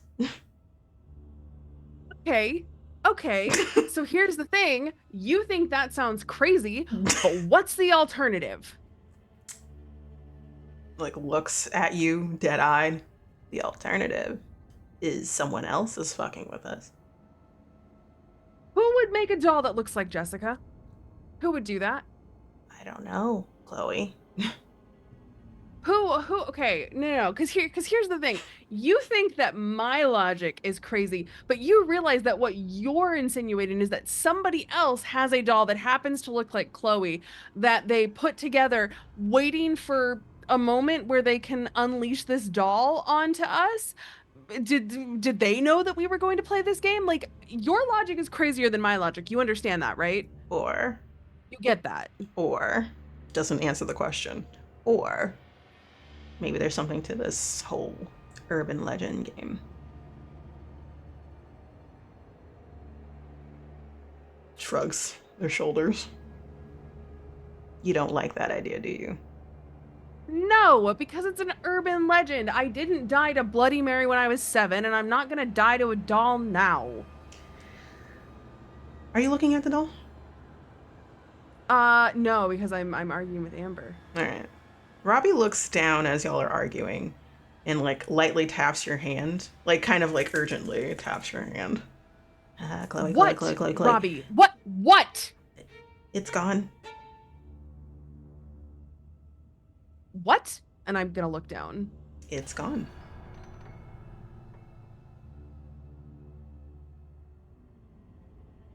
I'm gonna start frantically looking around because maybe I kicked it or something, because you know I can get a little It's a very animated small or room, something. like enough for 4 people separately in their own cubicles, like doing their own study session. There's nowhere for this thing to hide. The door is partially open. The hallways lights are on. Let's say you step out into the hallway. It's a long hallway. You don't see anything. I'm immediately going to look at Amber, and There's concern and fear. Full on fear. yeah. No stoic, big, brave dog vibes anymore. Just terrified.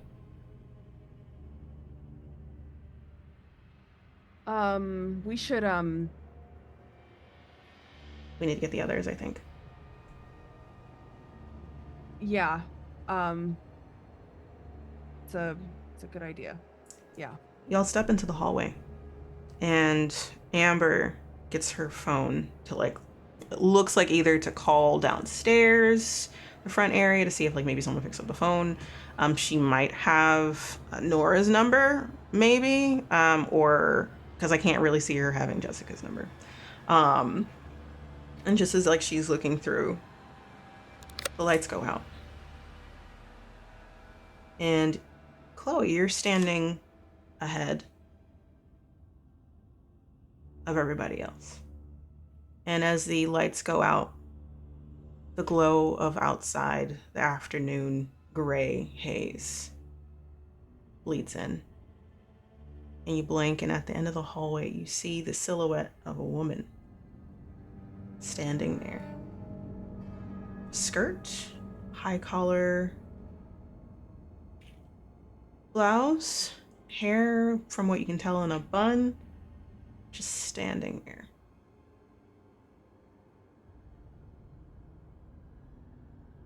Hello?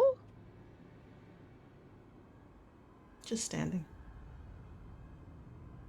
I'm gonna turn back to Amber and Robbie because I need somebody to confirm that they're also seeing this and that I'm not crazy. They're very much seeing it too. They are not even looking at you. They're focused on whoever this is.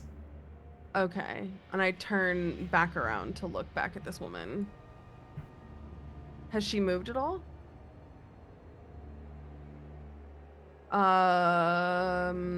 Can I... So you said that the haze, like the haze from like the snowstorm, whatever, is kind of like bleeding in, but it's still pretty dark, I'm guessing. It's dark enough, so you can still just see Okay. spots of like light gray kind of hitting the floor, but Okay. it's dark enough that the shading on the front of her, the silhouette of her, makes sense. You can't see her.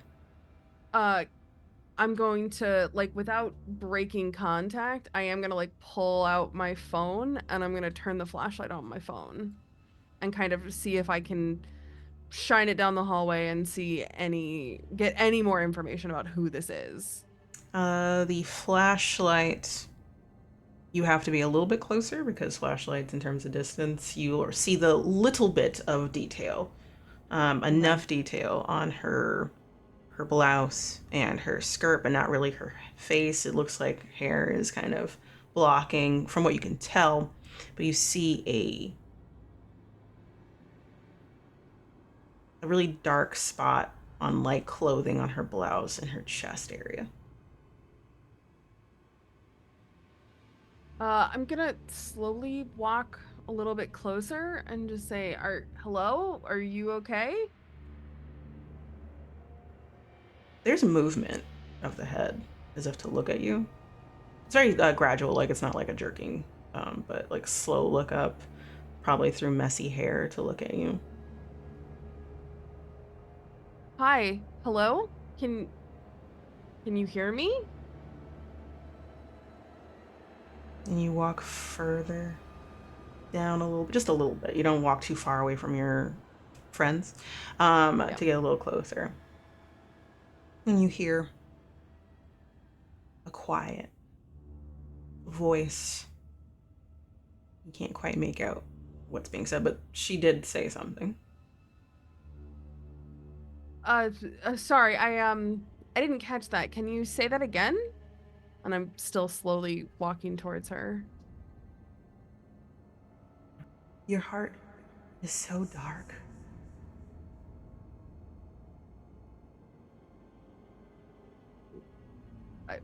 What? Maybe I should carve it out for you. And you blink, and she's gone. The lights come back on. And you turn around to look at Robbie and Amber, and they look petrified. And that's where we're going to take a break, everybody. We'll be right back. Don't go anywhere. Oh my God. Stay tuned. Bye. All right, and we are back, everybody. Hello.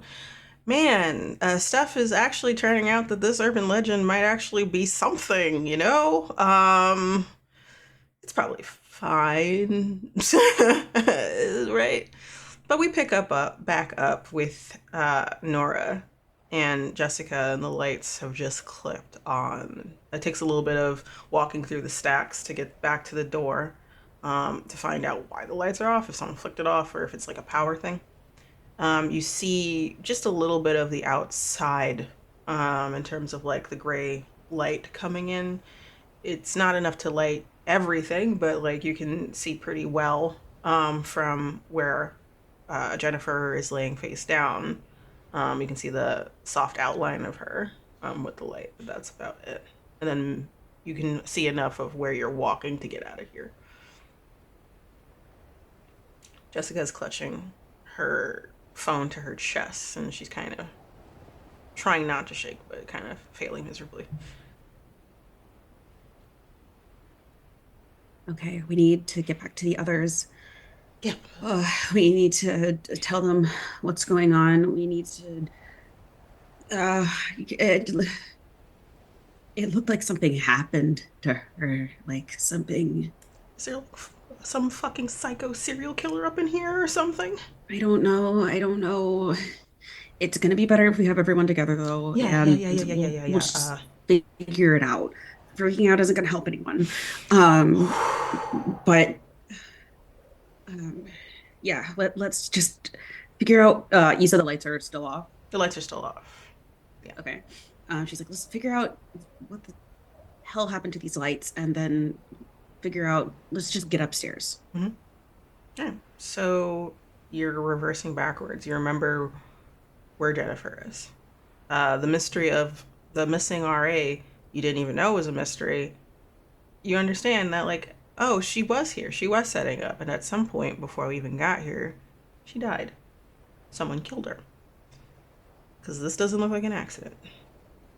You try to reverse out of here. You still have the poster, the encasing for the poster as a weapon. You have it around the middle, holding it like too close to you.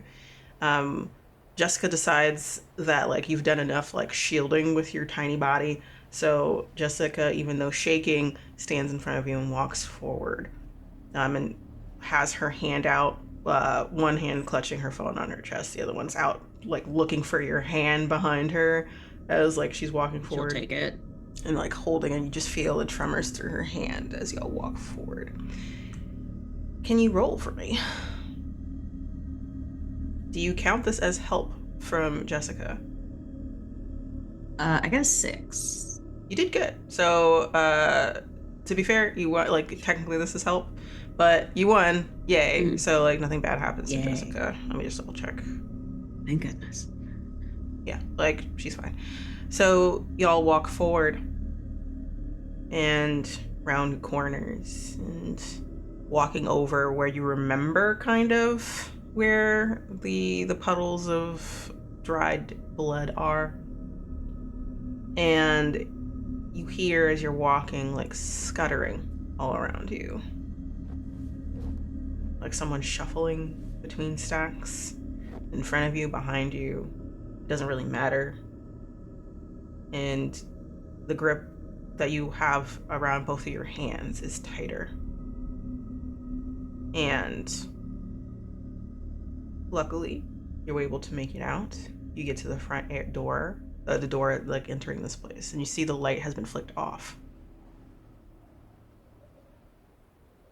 And Jessica looks, tilts her head, shakes her head, opens the door for you first to go first, and then she goes after you and closes it. And locks it. All right. Whenever we get authorities here, like, that's where she is. Oh my god, she's been here the whole time? There's no way we could have known. We don't go back there. The only reason we did is because I saw the door handle, so... And the smell. Yeah, that was pretty bad. Well, like, did someone must have killed her, right? Or like, what if we been like sleeping around with like a psycho killer somewhere in this building? I don't know. And like I said, right now our best bet is to get with everybody else, because strength in numbers. If there is someone around here, and if it's one of them, it'll be harder to... I know I shit on Robbie, but Robbie wouldn't hurt a fly, and I don't know about Chloe. This really doesn't seem like anything any of them would do. Like, I mean, you can say Amber, because Amber like gives off psycho vibes, but I don't think like Amber would do something like this. No, Amber... Dark and people like that, they just corner. Like to act like that. They're not actually, actual bad people look normal, look like everyone else. All right. And she looks down at her phone and Can't see it being any of them. It's still trying to go out. But I'll keep it on. And then y'all, forgetting about food because you're no longer hungry, you start walking towards the elevator, and then as you turn, you see something standing in the middle of the hallway right in front of the elevators. It's like a little speck from where you are. But I can definitely tell it's like a person standing there. It doesn't look like a person. It's really small. Oh. She's gonna kind of walk forward slowly. You slowly walk forward, but Jessica kind of holds you back a little bit, like, we're not doing this. If this is like a horror movie or some shit, no one's going forward, no one's going back, no one's left behind, okay? We're not doing this. But what is that? Y'all walk I don't remember that in being tandem there. Together, instead of one of y'all walking forward and one of y'all walking behind, and then you walk forward. As you get closer, you see that it looks like a doll of some sort. And it's standing and facing both of you. And what you could tell as you get closer, Nora, is you can very much make out the sandy blonde hair in braids, like kind of like beach braids kind of situation, similar to Jessica. You can see pink hoodie and like a white tank top underneath. You can see pink from Victoria's Secret sweatpants, fuzzy slippers of your friend, mini version, on this doll as you get closer. And then like you can feel your friend's hand shake more and more as you get closer. You can tell that she's realizing that it's like a little replica of her. Just... Mm-hmm. This isn't some weird elaborate thing that you and Jen came up with. No, it's not. Like she is shaking. You see, if you turn your head to the side, you see like tears springing to her eyes. That kind of fear where like you're trying not to cry because it's that scary is stinging at her eyes, and she's stiff And she stops moving forward once she fully realizes you see this too and you're understanding the same thing. And this thing is blocking, technically, your way to the elevator. Are there stairs? Yes. If you move backwards blocking a the little way bit, to the stairs? there's Okay. like between where you were when you found Jennifer and from the front, there's like one of those doors that does lead to like staircase, like fire staircase kind of situation. Like the fire exit? Yeah, Okay. that goes up. This is something that you normally take if there's like a fire drill, but like no one's. There might be a fire drill every year in these dorms kind of situation. That's really the only time anyone uses this because everyone's lazy and they decide to use the elevators even if they're going up one floor. But it is there. You take that instead. Let's take the stairs. With the Yeah, power being all wonky, we shouldn't take the that's elevator that's probably. a good idea. Roll again for me. This time, before you roll, are you tense? Yeah. Did you want to He's use a pretty star like that, bringing out a flashback that might help you in this situation of some sort?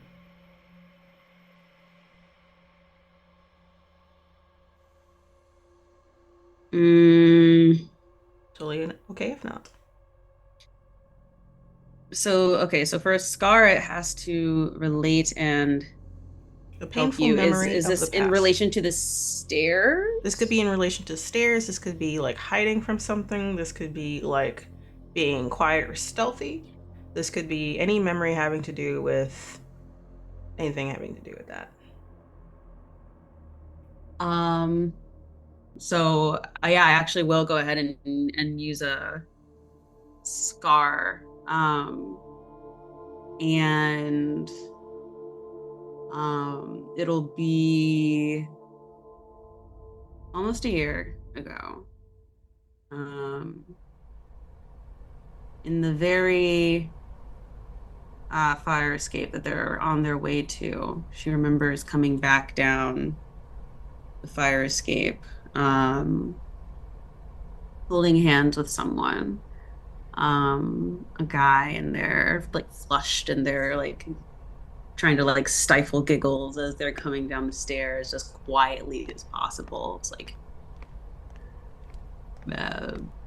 3 a.m. So you're flush, coming down the stairs. Mm-hmm. You're trying to be quiet. Mm-hmm. We almost got caught. Yeah. That was all you. What? That was you. What did I do? You know exactly what you did. Yeah. Like pushing his hair out of his face. Big boyish grin. So I'll see you later. Then. Yeah, get out of here. It's 3 a.m. Yeah. Talk to you later. Leans down. Yeah. Kisses you long. And then kisses you again. And then again. And it's like, or I could just stay. You both know what happens if you stay.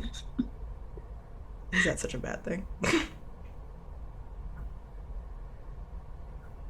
I mean, I Fuck your not. RA, I'll do it. Like, like he was like, come on. I mean, she's pretty chill, but still likes to follow the rules.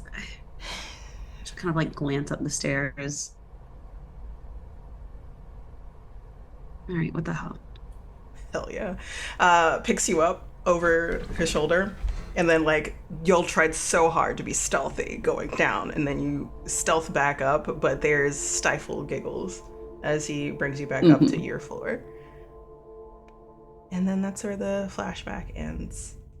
It becomes a bad memory because he doesn't know why you took a break. And he doesn't know why you stopped talking to him.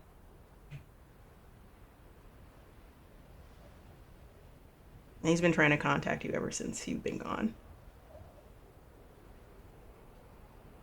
And you frown at the memory, but you're like, I know how to be quiet. Add an extra dice to your tense roll. You have 2 now. Yay. That's a 5. Ooh, good. We love that. Increase dread by 1, but that's all that happens here. So I'm gonna use all of it but 1, because I got 5, to increase your despair by 1. So you frown at the memory. Good turn bad, but you're like, I know how to be quiet. And roll 2 dice. You got a 5. No, you already got a 5. My bad. You instruct Jessica on how to be quiet, because this place is echoey. Like, it's more echoey than the rest of the place. So no whispering, no talking, nothing.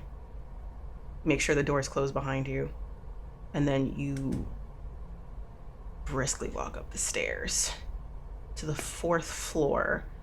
You don't care that it takes a while to get there. You do not, kind of, yeah, you're out of breath, but like, it doesn't matter if your lungs are burning, your legs are hurting, or start to, once you get to like the 3rd floor. Something weird is going on. And you open the fire escape door, and it opens up to the other end of the hallway where Chloe and Amber and Robbie are. And there's a jump of when it squeaks open the door as you see Nora and Jessica step out and turn to look at y'all. Robbie screams immediately. Oh, he said, what the fuck? Holy shit. Oh my god. Where Amber are is you like, guys going to get food? Fuck. yeah, we went to yeah. get food, but some fucked up shit happened. Okay. Why do you look like you've seen a ghost? Because we might have. Amber says, arms crossed. What else could it be, Chloe? We're all having the same delusional hallucination. Yeah, maybe there's Never we're been all suffering proven, from has never carbon been proven that monoxide group poisoning. hallucinations are not a thing. Have we all been on acid? Are we all doing the same trip right now? Okay. You saw someone? Or something that you thought was someone? Or someone that you thought was something? I don't Yeah. know. You saw something. Yes, both. We saw there was a doll, and it looked exactly like Jessica, so I was So you saw that 100% shit? certain. Oh shit. Pause. You saw that Sorry. shit? Maybe we Yeah, should... and I held it in my hands. You are braver than I. Well, because I thought it was you. You thought it was me, you had what? done it. I thought you had placed this stupid doll, and it had to do with your stupid Little Miss Hollow whatever game, and that this was all part of some plan that you'd put together to scare us all while we were stuck here. It looks exactly like you, Jessica. Yeah, it looks exactly like me. I didn't go to like Miss America to get a custom doll of me, Chloe. And I just hold up my hand and I say, "Don't say anything, Amber." And I just like, look, yes, I picked it up and I touched it because I thought that it was something from like that it was something that you had, that it was you, that you were behind it. And then there was like a heartbeat, and then I dropped it, and then it disappeared. And then we left because we were freaked out, and then there was a creepy looking woman down at the hallway, and she said some shit, and oh my god, did you guys hear the same thing I heard, or did you like what did I don't even know what you guys heard. We didn't hear anything, but we saw a lot. Okay. Wait, you guys didn't maybe... she didn't. We just saw the doll. We just saw the doll, that's it. And we saw, looks back at Nora, we saw Jennifer.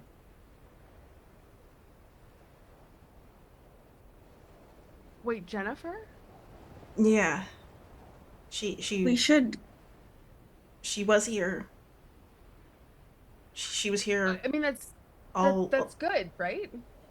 Jess, we should get somewhere safe first. We should be not in this hallway where some creepy person Where do you want to was. go? What? Someone's I don't room? know. Yes, a room, something. There's a larger like rec room over there. And points.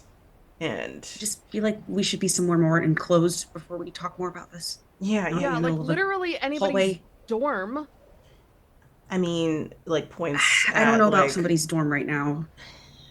yours is the biggest one, Nora. Fine, fine. Okay, let's go. All right. So roll, both of you, because this is 2 floors down. Oh. 5. Nice. 5. This is tense. Yep. 4. All right. So mixed. Dread goes up by 2. I have 3. Of course it does. Of course it does. I'm gonna use 2 of it to give a. Ooh, Jesus Christ! No, go away. There we go. To give a small consequence. Y'all both, with Amber and Robbie and Jessica, rush to get to the 2nd floor. You're torn between taking the elevator and the staircase. And I think y'all chance to go to the elevator since there is no more dolls blocking your way. And you get in. You go down 2 floors. Y'all are kind of all together in this elevator. It's just at the amount of people that can fit in it kind of situation. But y'all really don't care how close y'all are at this time. The elevator dings and it opens. And there is someone standing 2 doors away from Nora's room. You have to pass this person in order to get to Nora's room. Same silhouette of a woman, but this time instead of standing, she's slowly walking towards you. And you see the silhouette. Can't make out any distinguished features from where you are. It's kind of dark because similar gray lighting from windows. You can hear the click of heels against the linoleum. I'm just gonna like grab onto Nora's hand and just like probably also Robbie's because he's close. And I just say that's the woman. That's the woman that we saw.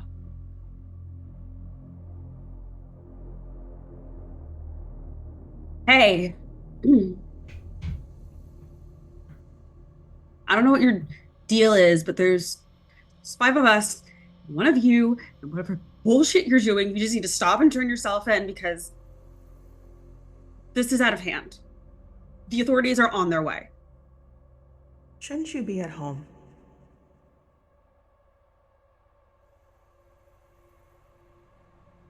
What? Shouldn't you be at home with your little one?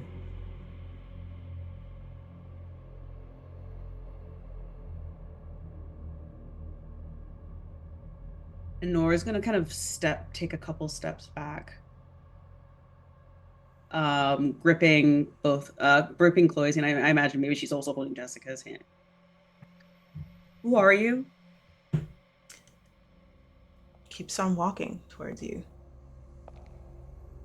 And Jessica looks at this person, then at you. What is she talking about? You need to back up or something. You need to. She stops. Okay. What do you want? What do you want? I'll save you for last. And then she vanishes in a blink of an eye. Really important question. Obviously, Jessica heard what she'd said, but do the rest of us? You all heard that. Okay.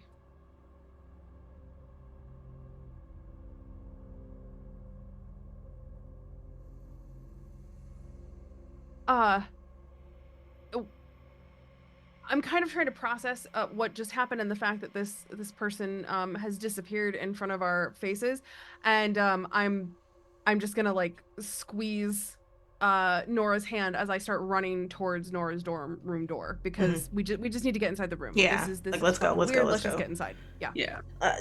Yeah. Yeah. Amber says, looking around, kind of taking up the back as everyone else is running forward and looking around, and it seems like y'all are good for now.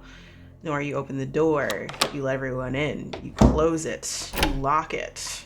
I imagine that you might like put like a door underneath the doorknob too, or something like that, some form of other security, Like a chair, like a chair or something. Because you're like, fuck that, fuck this, fuck chair. all of that. And now y'all are all staring at each other. Jessica's sitting on your bed. Robbie is sitting in your chair with your desk. Amber is sitting sitting up against the wall next to your bathroom. And Chloe is just kind of standing there. Was the one closest to you upon entering. And I will also go and check the window. Check the window. The window is a thing. The windows are things. It is locked. It looks like it's locked. You check it, sturdy, like still in the locked position. And everyone looks at each other, but then kind of gradually most people are looking at you, Nora.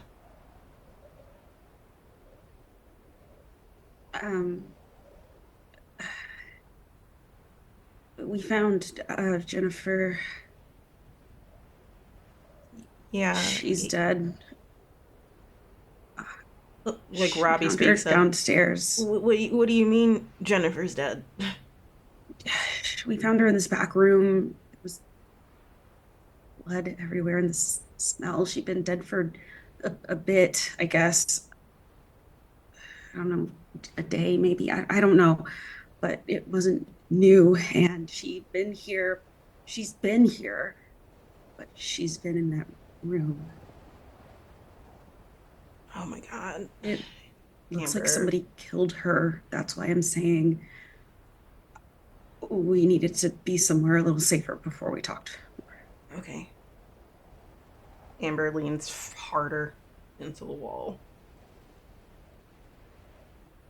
Okay, cool. So what you're saying is that now we have a doll that looks suspiciously like Jessica, that Jessica has nothing to do with, that definitely had a heartbeat and then disappeared, and a crazy woman, who apparently only I can hear until everybody can hear her whenever she chooses, who says really cryptic fucking creepy shit. Is that just making sure that we're all on the same page here? Yeah, Amber says, looking at you. Doesn't have to make sense. This is just batshit crazy in general, isn't it? Yeah. That's definitely the phrasing that I would use, I think. Batshit fucking crazy. So then what do? Do we try to get out? Because like points at to outside. Well, okay, Jessica, what do you know about this little Miss Hollow thing? How do we stop it? And Jessica's... If this has anything to do with it, right? Like there's got to be a way to Yeah, stop it. yeah. Jessica is staring at Nora, kind of like with still scared, but like with like a raised eyebrow, like a question in her face. A little bit serious, but she shakes her head. Yeah, I could look at the forum. There might be a way to stop it. I didn't think there was a thing to stop. Everything that I've read so far is just meant to be like some weird shit happens for 10 minutes and then it goes away kind of situation. Not whatever this is. I could look it up if someone can like help me look through, because there's like a shit ton of comments about it. Yeah, Robbie, see what you can find. Just Cool. And Robbie and Jessica, Robbie kind of like cautiously walks towards Jessica because like this is the closest he's been allowed to be near this beautiful woman. And it's just like he's gonna pull up a chair next to her on the bed and then pulls out his phone and they start looking together. What about you two? Amber is kind of rubbing her shoulder, like kind of like nervously in terms of like, what do I do kind of situation. Um, but is also looking at you, Nora, with a little bit of concern, but isn't broaching the conversation. After a little bit of silence and chatter from Jessica and Robbie, I'll kind of look at Nora and just say, "So, do you want to talk about whatever that was in the hall, or?" What is there to talk about? We all saw her. Yeah, we did. Um, I think we all heard her too. And that, I mean, it just kind of sounds like maybe something that you might want to talk about. She was spouting some weird cryptic bullshit just to scare us. I don't know. It's something she made up. I don't know. It's Oh, okay. All right. nothing. Okay. Okay. Nora, are you tense or desperate right now?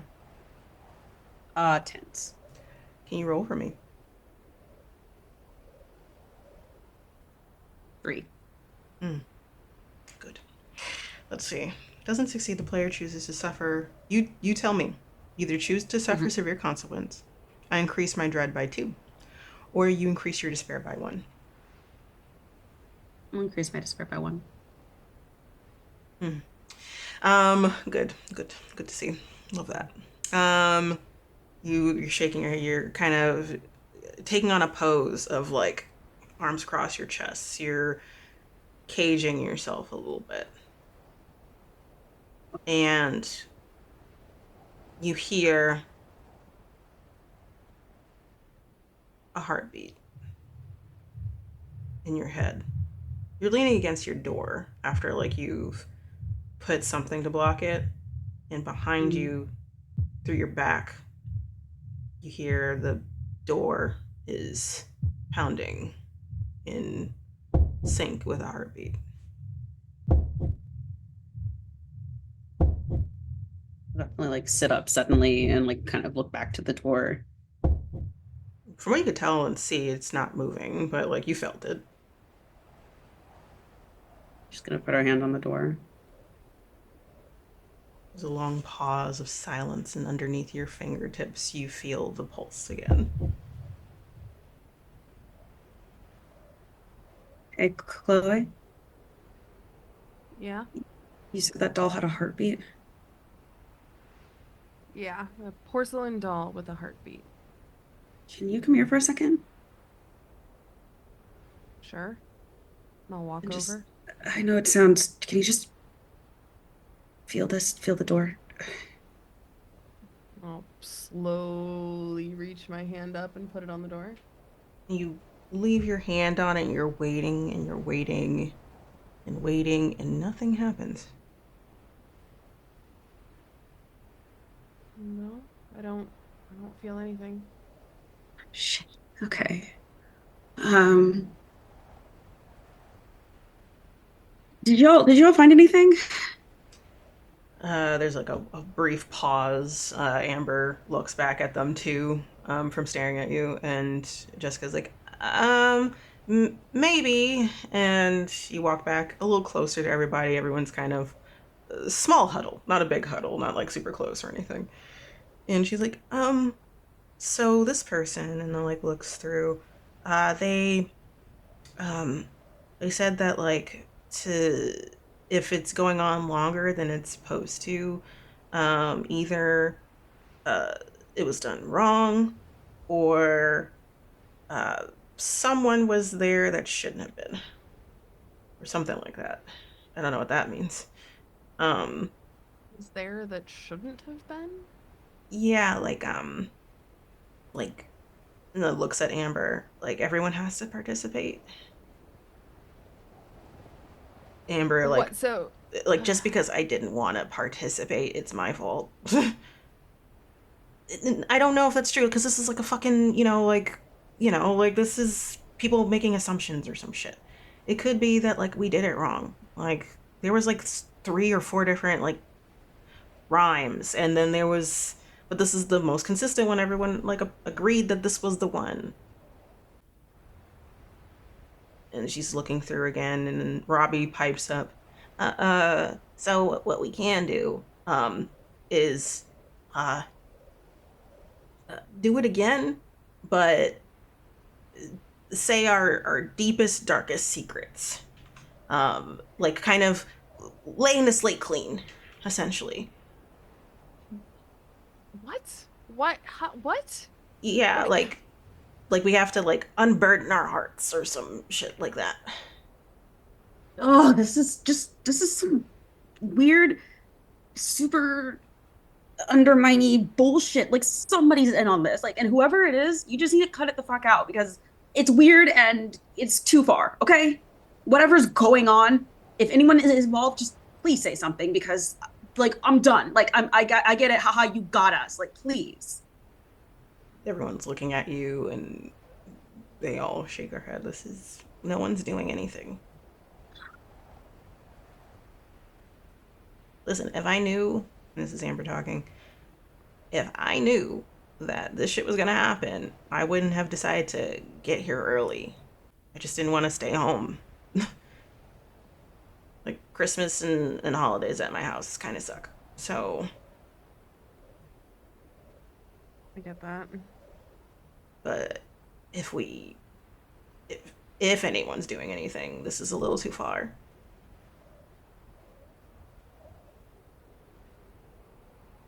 And if someone really is doing something, then someone kill Jennifer. And I don't think, and looks back at everyone, I don't think anyone here is a killer. So, I mean, that's a way to unburden yourself if you are. If apparently what we have to do is unburden our hearts with our deepest, darkest secret. Okay, then why don't you go first? I don't have any crazy secrets. I haven't killed anybody. I don't have. roll for me I'm then a if you don't have anything to unburden yourself with. definitely don't. Mm. Yes, and the dice agrees with a 2. I Mm. definitely don't. This is a tense roll, I'm assuming. Do you think that you're tense? Yeah, I mean, I think the air in the room. I think we're all generally tense. I think is it's going to stay at tense until It's you gonna figure out stay what's at going on. tense. Yeah. So you don't succeed. You choose to suffer a consequence. Increase dread by 2, or you increase your despair by 1. Or you can push it and roll again. How would I push something like this? You're on tense, so you would push it to desperate. That means higher risk, higher reward. You increase your dice. You would roll a dice, and you would half the results instead of getting the full results for anxiety. But if you fail, the consequences will match. Yeah. No, I'll keep it. You know what? I will raise. Oh gosh. Despair, dread, despair, dread, Do you want despair, Robbie to dread. help you? Not yet. Okay. Not yet. Because I thought about that and I was just like, no, because what I don't want to have happen is Robbie be like, well, what about this thing? Like, no. So, uh, so I think I'll raise my despair. Why not? Okay. Raise your despair to 2. I think you both should be at 2, I think. Yeah. So we're getting there. We're increasing that despair, baby. You are like adamant. No, I have nothing to share. I don't know these people. I'm not sharing shit. You are looking at that window. and you see someone walk by it as if they're walking across the floor on the other side. But the thing is, we're on the second floor, so that's not how that works. And it's a slow walk, like a woman silhouette walking across. I immediately point and I just say, "Did you guys see that? Look, it's her." Everyone turns and no one's there, because by the time that you say this, they walk across. They've finished walking across the window. Agree to disagree, Amber says. We're all seeing weird shit. I agree. I believe you. I'm just gonna say that, but... So, unburdening our hearts. Right? Supposedly. It's worth a shot. Let's get buddy-buddy with it, I guess.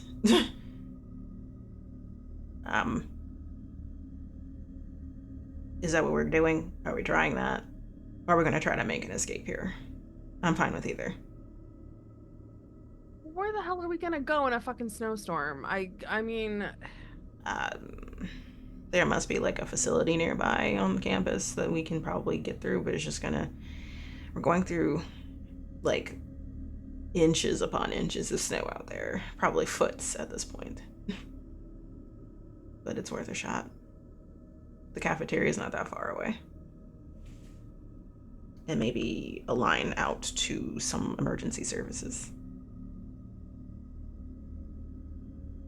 Or, I tell you my deepest, darkest secret roommate, Chloe.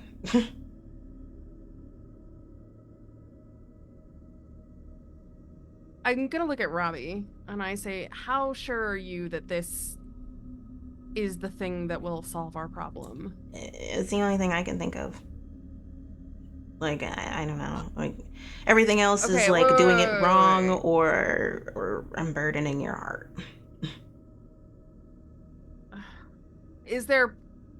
Has anybody reported that unburdening their heart fixes whatever is going on? I'll have you roll, because you asked the question to Robbie, and Robbie can do a deep look in it. Oh my god. That's a 2. I'm gonna change my dice. This die is so severe consequence. Dread goes up by 2, despair goes up by 1. Which one are you going with? Dread goes up by 2. Nom nom. Thank you. You're welcome. So he like looks through. What was the question you asked again? Sorry. Has anybody have there been any reports that unburdening your heart fixes the problem? He goes through and he looks through the forum, and it looks like he's typing so fast you probably have the concept of like maybe he's doing multiple tabs on his phone kind of situation. And it's like he's like hacked into the mainframe of this topic, right? So because his angel has asked a question, he must deliver with an answer. And it looks like if anyone's looking that's near him, let's say that you all kind of gather around him as he's doing this for a while. It's not just looking at the forum on the at school. He's looking at other forums like Reddit or like urban legend Reddits and stuff like that. And he pulls up a one that is talking about a specific event that happened a few months ago. And it sounds like, based off of descriptions, this campus or a similar campus like this one. The person removed the name of it just to like, oh, not this campus. Like, this is a critically acclaimed campus for very similar to MIT, but it isn't MIT. And everyone kind of rolls their eyes like, of course they're talking about us kind of situation. And you read together, and maybe he'll read it out loud, that a party game went wrong. Someone got hurt, freaky shit happened. They saw the silhouette of a woman. They saw a doll that looked like the person that went missing. And frantically, someone tried to look up how to stop it. This went on for hours of trying to protect each other and people nearly getting hurt. And then they said that the only way to stop it, they had to tell their deepest secret, their darkest secrets. And it changed the dynamic of a lot of friendships because of it. People moved away and some people stayed, but things were different. They went to different dorms, or they're no longer on campus, they're living off campus. But it kind of changed everything, and they have never been able to find that friend. They assumed that that friend left campus, like just left, but no one has heard from them. No one has been able to find them either. They're just not sure.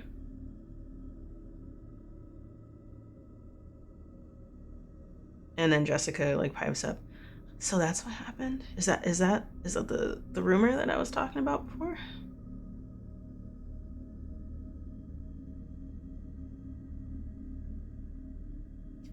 Maybe. Probably. So maybe unburdening it, our souls will work or something. It's kind of fucky. Yeah, a little bit. And I, as storyteller, have to tell you, my main characters, that if you do unburden your hearts, you will get increased hope.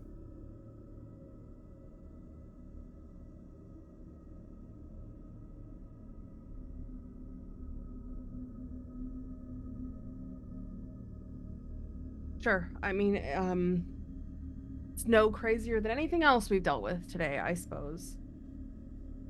You all hear, because y'all are kind of like sitting around each other, or like standing around each other in different ways, you all hear in your heads the pounding of a heartbeat. And you all start turning around, and it seems like the walls are pulsing. And with each pulse, you see the door kind of move from its position, at least trying to move out from underneath the doorknob, it seems.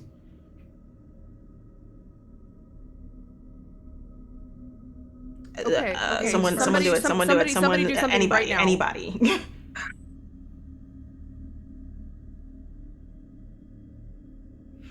Robbie pipes up. I'll go.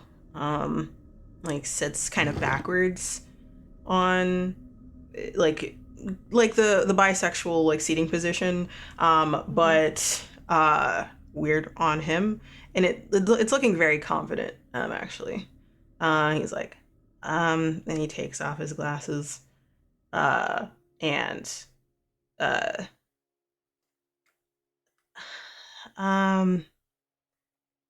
my name's not Robbie. My name is Jack.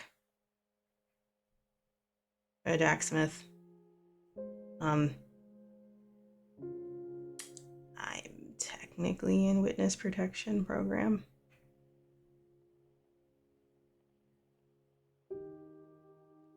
What?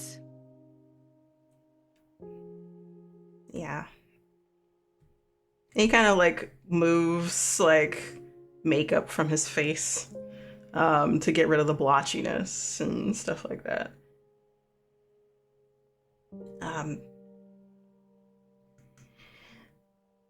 My dad's a horrible guy.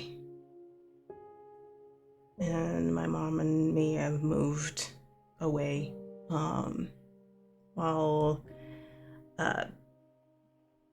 cops are looking into him. I got really good at pretending to be somebody else for the last few years.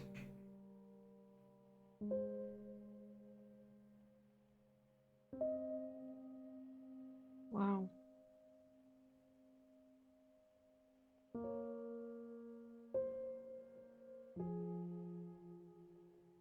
He's like staring at you, like pleading, like, I'm sorry.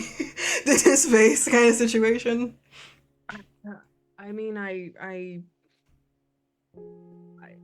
can't be upset that you didn't tell me that, right? Because I mean that would be bonkers to be upset about that. I mean, how long has this been going on? 5 years. That's a really long time. They're still looking for him. Holy shit. And I'm gonna go over and I'm actually gonna hug Robbie.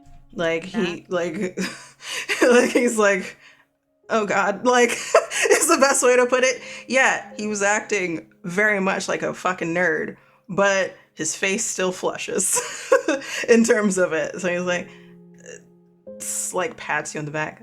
Thank you, Chloe. Yeah. I'm used to it by now. Nothing's worse than living with that man. So if I have to be someone else every time I move, I will.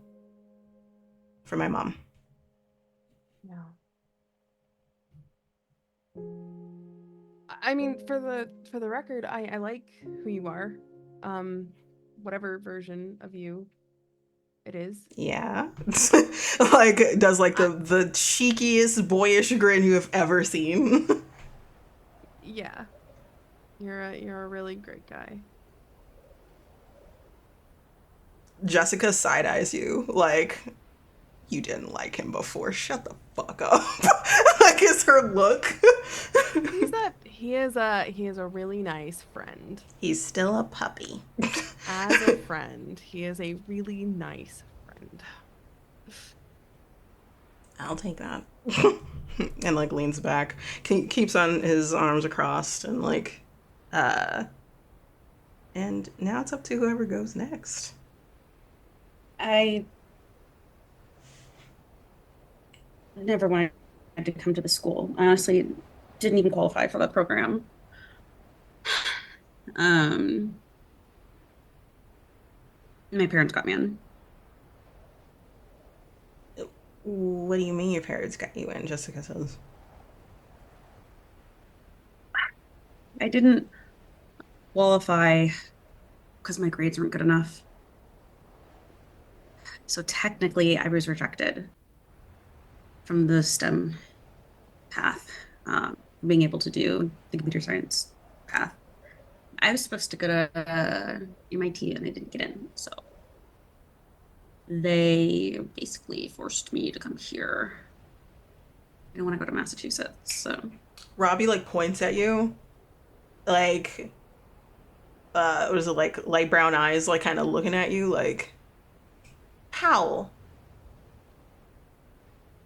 right? Like you're Nora Powell, like Powell House. Yeah. You're a Powell? Are you kidding me right now? Yes. This building's named after my family. Wow, that's probably why you also have your own dorm and your own private bathroom, and all of this is making a lot Is of this sense. really the time for this right now? You need to roll for me before y'all get into this, and then y'all can act out the rest of what's going on. But this is a tense roll. Roll for me. Both of us, or just Calamity? Just Calamity, because she lied. Okay. 4. Dread goes up by 1. I'm gonna use that, and I'm gonna increase your despair to 3. Because you lied. That's the only reason why it's gonna be straight up despair. Oh, 1,000%. And you don't feel great because you just lied very well though. But you're like, yeah, it's a secret though, so maybe it'll work. Proceed. Look, I'm just saying that there's just a lot of little things that kind of all make a lot more sense now. That's all. Am I not? Look, if we're gonna die in here, if this doesn't work, and I think that we should just be allowed to say whatever it is that's on our mind at this point. Okay, great. Glad we're going down that route. I'll keep it in mind. Since don't you're see... so willing to talk. You go first. You go next. Oh, wow. Wow. Gosh, like I said, I don't really have any deep dark secrets. So I don't even know where to begin. I don't know. Amber like gives you the dullest look. Everybody has a deep dark secret. Oh, what? Like I stole from the corner store when I was 7. Robbie just admitted to being in the witness protection program. That's like super dangerous. Yeah, The and I least get you can that. do is think of something. Oh my God. You're right. I'm so sorry that I don't have anything scandalous like my parents paid to get me into school. Oh my God, Uh, you are always like this. Like I'm everything always is like just this. so doom and gloom. Yes, you're always like this. Everything is so doom and gloom. And oh, poor Chloe, my life is so hard. Like, I'm sorry. I'm sorry. We are being haunted by some weird ghost thing, and I'm the one who's doom and gloom. I'm the one who's doom and gloom. I think the well, you're the only one who situation has is a just kind of doom and freaking gloom. attitude in the middle of all of this. Uh, I don't think that's true. Chloe, roll for me. Right, I put my dice in jail. It does need to be put in jail. 4. 4. Awesome. So lesser version. Dread goes up by 1 though. Anything else? I think that's it. You did lie. Like, I have no deep dark secrets. We all know that you do. But and you don't feel great. You feel like your core is weighted, like heavy. In a way. But it could just be like, yeah, nothing's wrong, you know? I just lied to my friends. And the pulsing continues, and it's now resounding in the room, and the door moves from underneath the knob and rights itself. There's a clack of the wood against the floor when it does.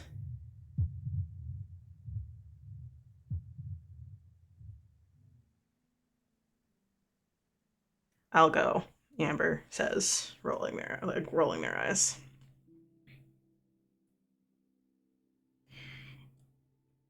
In middle school, I didn't used to always look like this. Right? Like, doom and gloom, goth chick, Amber. I used to want to be a cheerleader. I was a cheerleader. And I used to have, you can call them a friend, but I didn't treat them like one. We grew up together. And then when we got older, they kind of stayed where they were. And I got popular. And I got peer pressured into bullying them. It felt right to do. It felt fun, even.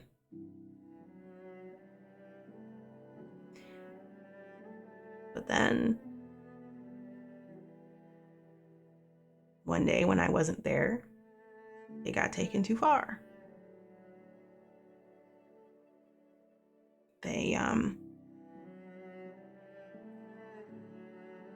They got forced into this game of chicken, as it were, with these jocks. And they won. It was a high-speed chase down a solo road. And they veered off and crashed. Their body was broken. They didn't live longer than 5 minutes.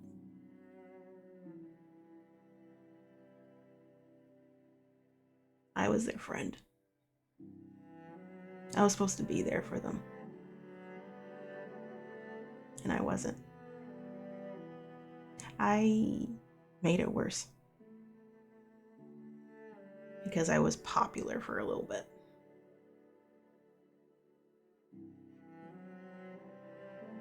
Michael. I miss him every day.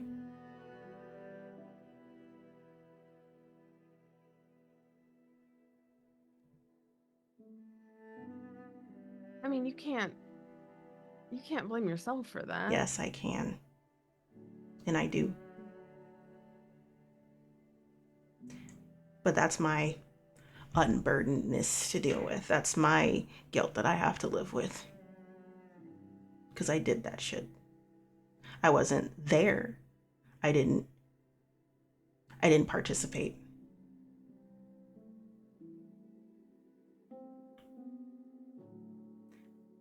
But I might as well have.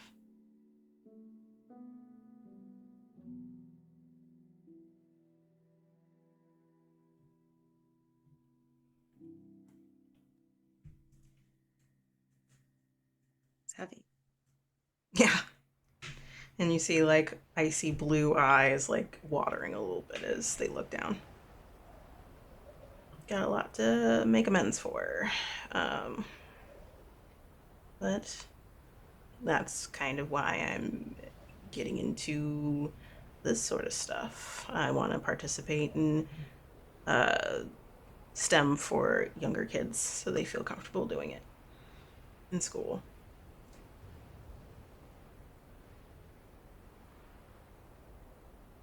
Instead of pretending to be like an airhead, looks at Jessica. Jessica like makes a look like, excuse me, but doesn't say anything because that was heavy. But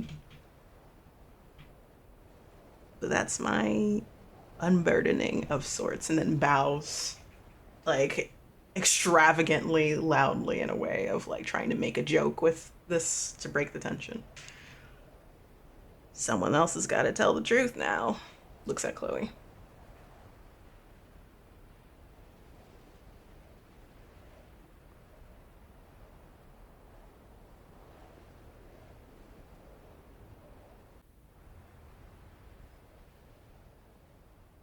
I guess there was an incident in high school that happened.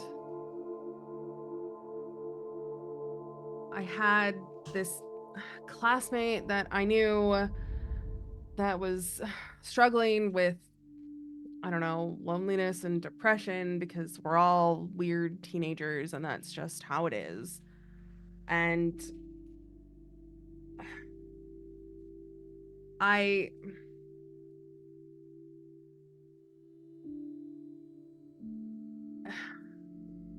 kind of like take a seat and kind of like bring my knees up again, trying to like physically make myself smaller as I talk about this.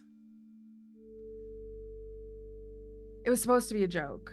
I mean, it started off as a joke. I didn't really know the person, and you know, they were just kind of weird, but not in the way that I was weird. They were just kind of weird. And it kind of spiraled out of control.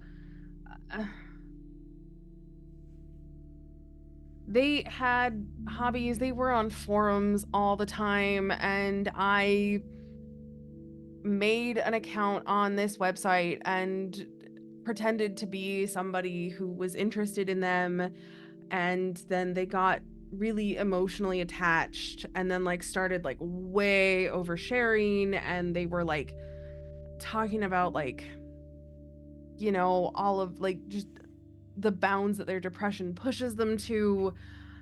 And I was a teenager and I was dumb and I didn't really know how to handle it. So I just kind of ghosted them. And then found out that that didn't really sit too well with them. And a couple months later, they... Anyway, I don't know for sure that it was my ghosting them that caused anything to happen, but you know, I guess it's one thing that, because I don't know the answer, it just kind of picks away at me. And it's why I don't really let anybody else get close, because ugh, emotions, gross. But yeah, I just, nobody ever knew it was me. And I guess I'm worried that somebody maybe one day will find out. I guess. So, Chloe, that's technically a scar that you just... I'm assuming this is a true story. This is technically a scar. So if you want to roll at tenths with 2 dice, the element that you bought in is ghosting.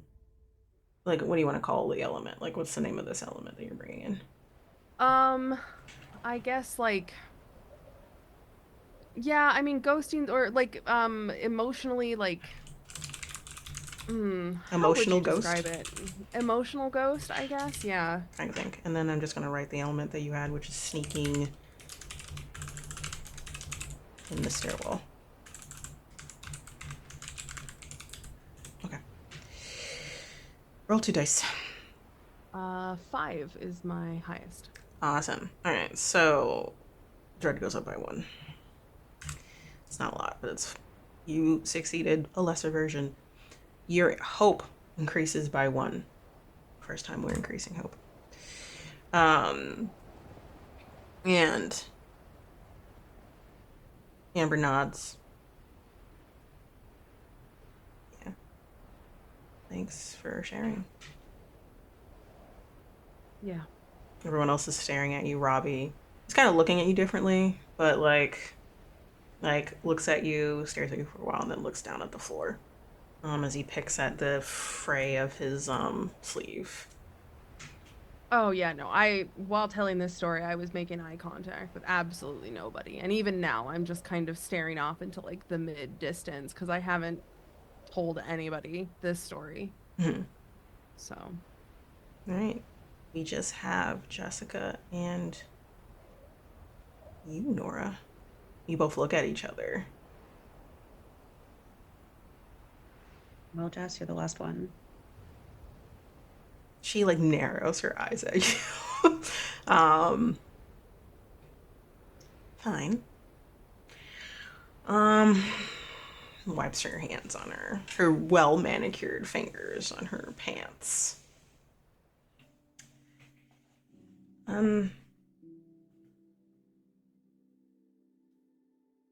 So back in high school, you and me, there was this really cute guy that we both liked, and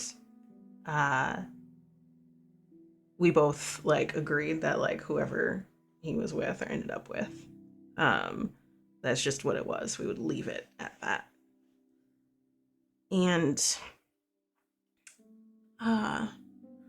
y'all had like a whole thing, and I got really, really jealous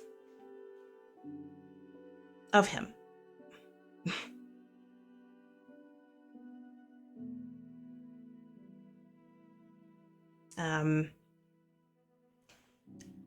He doesn't deserve you, so I convinced him to be with someone else instead. And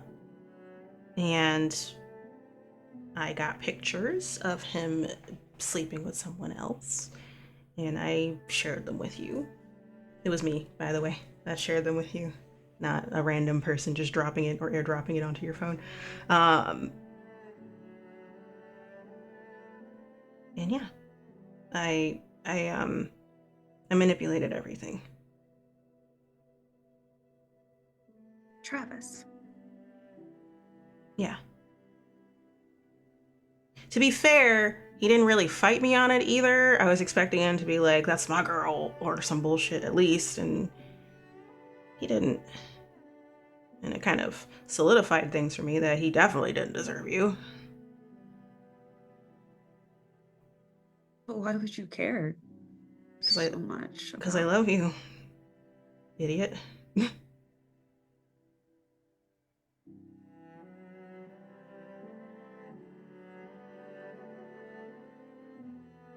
But I don't think that you like me back, and that's fine. But there's this other guy that you were dating on campus, and he loves you. And if I had to compete with that, that's I'm okay throwing in the towel, but I haven't seen you with him, so I thought maybe I had a chance. But I also just don't know what the fuck happened to you for for like 6 or 7 months. And I checked in, of course, and you were sick, and I get if you were sick, but like, did you go to the hospital? Like, was it like a terminal thing? Like, I don't know.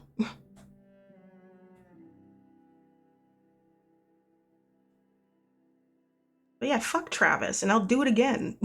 I'm sorry I did some catty, backhanded bullshit, but God, he was such a dick. Was a dick. He was a dick. Would I do it exactly like that ever again? No, because that just felt wrong. But yeah, if someone treats you like shit, I'm gonna do something about it.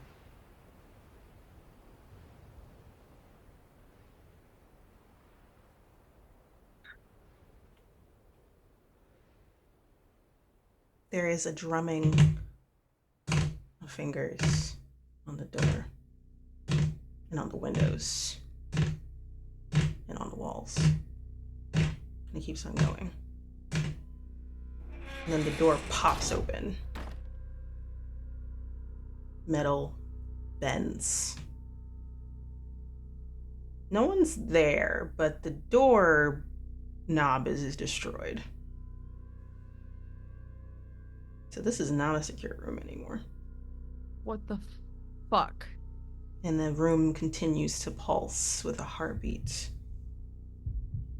We all gave our thing. Why isn't it stopping? Amber's like, maybe someone didn't tell the truth.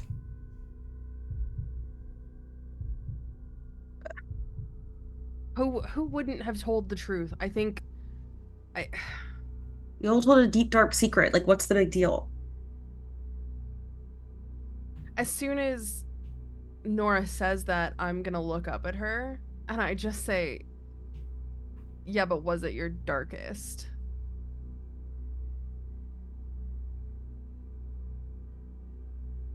I mean, it doesn't have to be. How do you even measure like the darkest? Like, that's not. Okay. Maybe it would be better if we rephrased it. How about, what is the one thing you don't want to tell us? And then tell us that. Yeah. I already told you. Jessica gives you a look. Nora. And in that moment, she looks at you, and then you see that her eyes go blink. Like loss of life a little bit in the eyes. Like she's no longer there with you.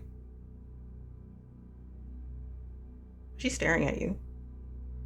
Jess? Jessica? She stands. And then she starts walking out of the room.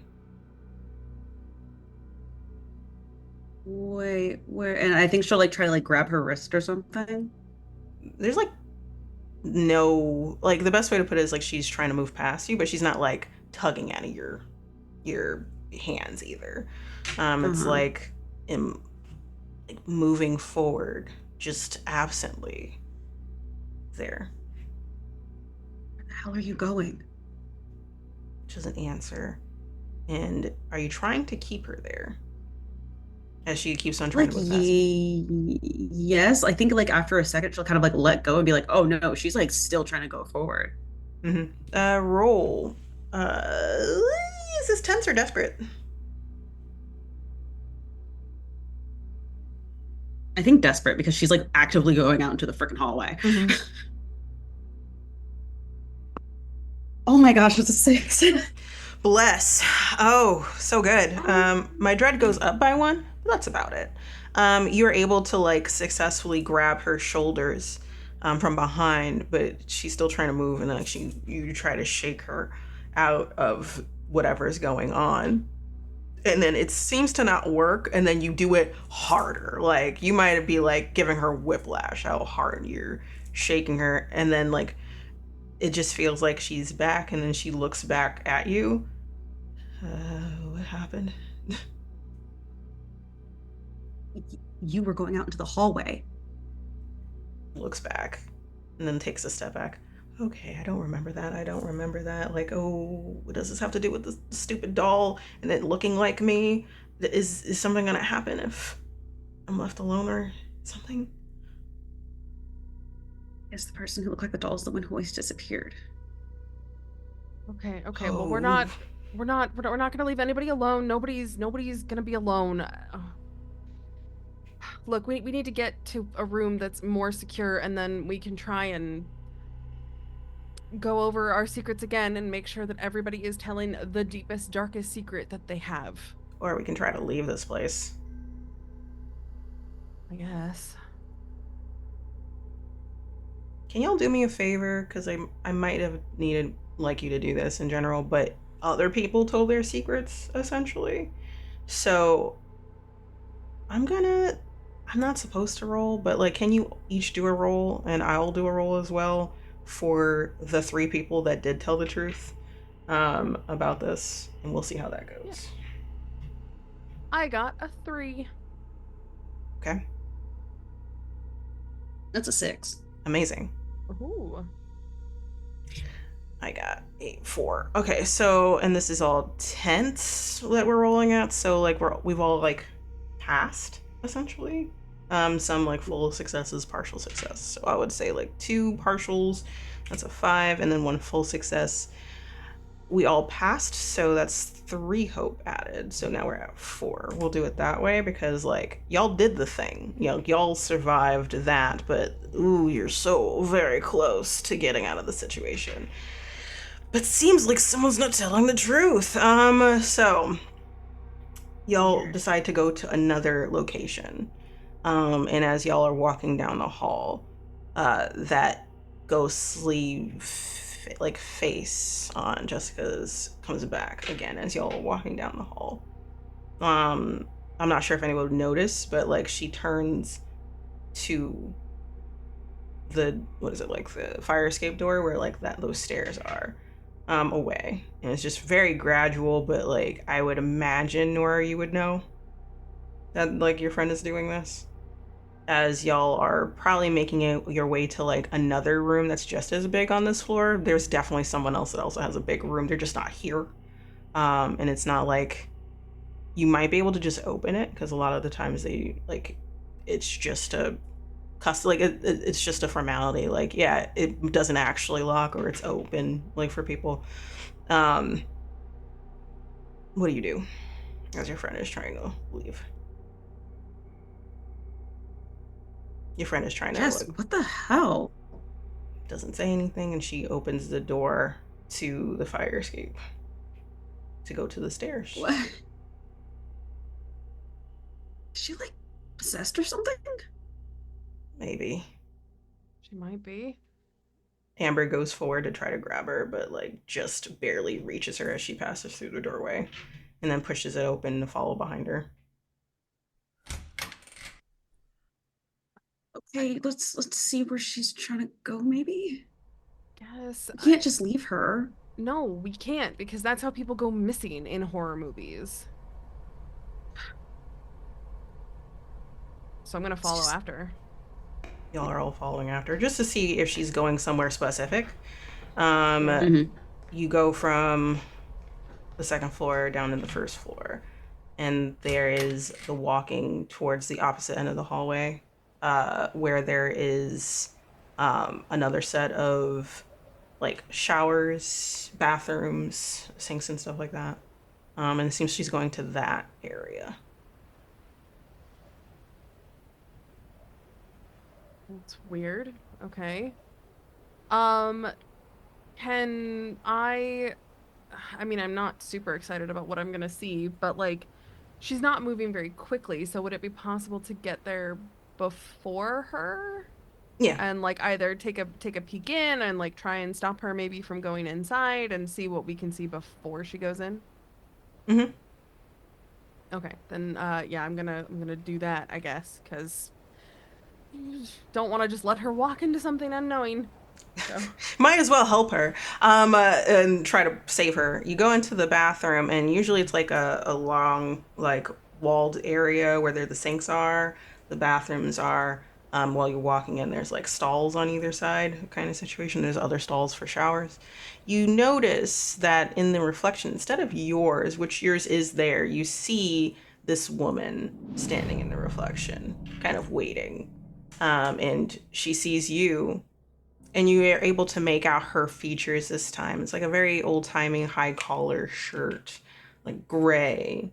Hair is like fallen, and you can see more in detail what that splotch had been before on the front of her.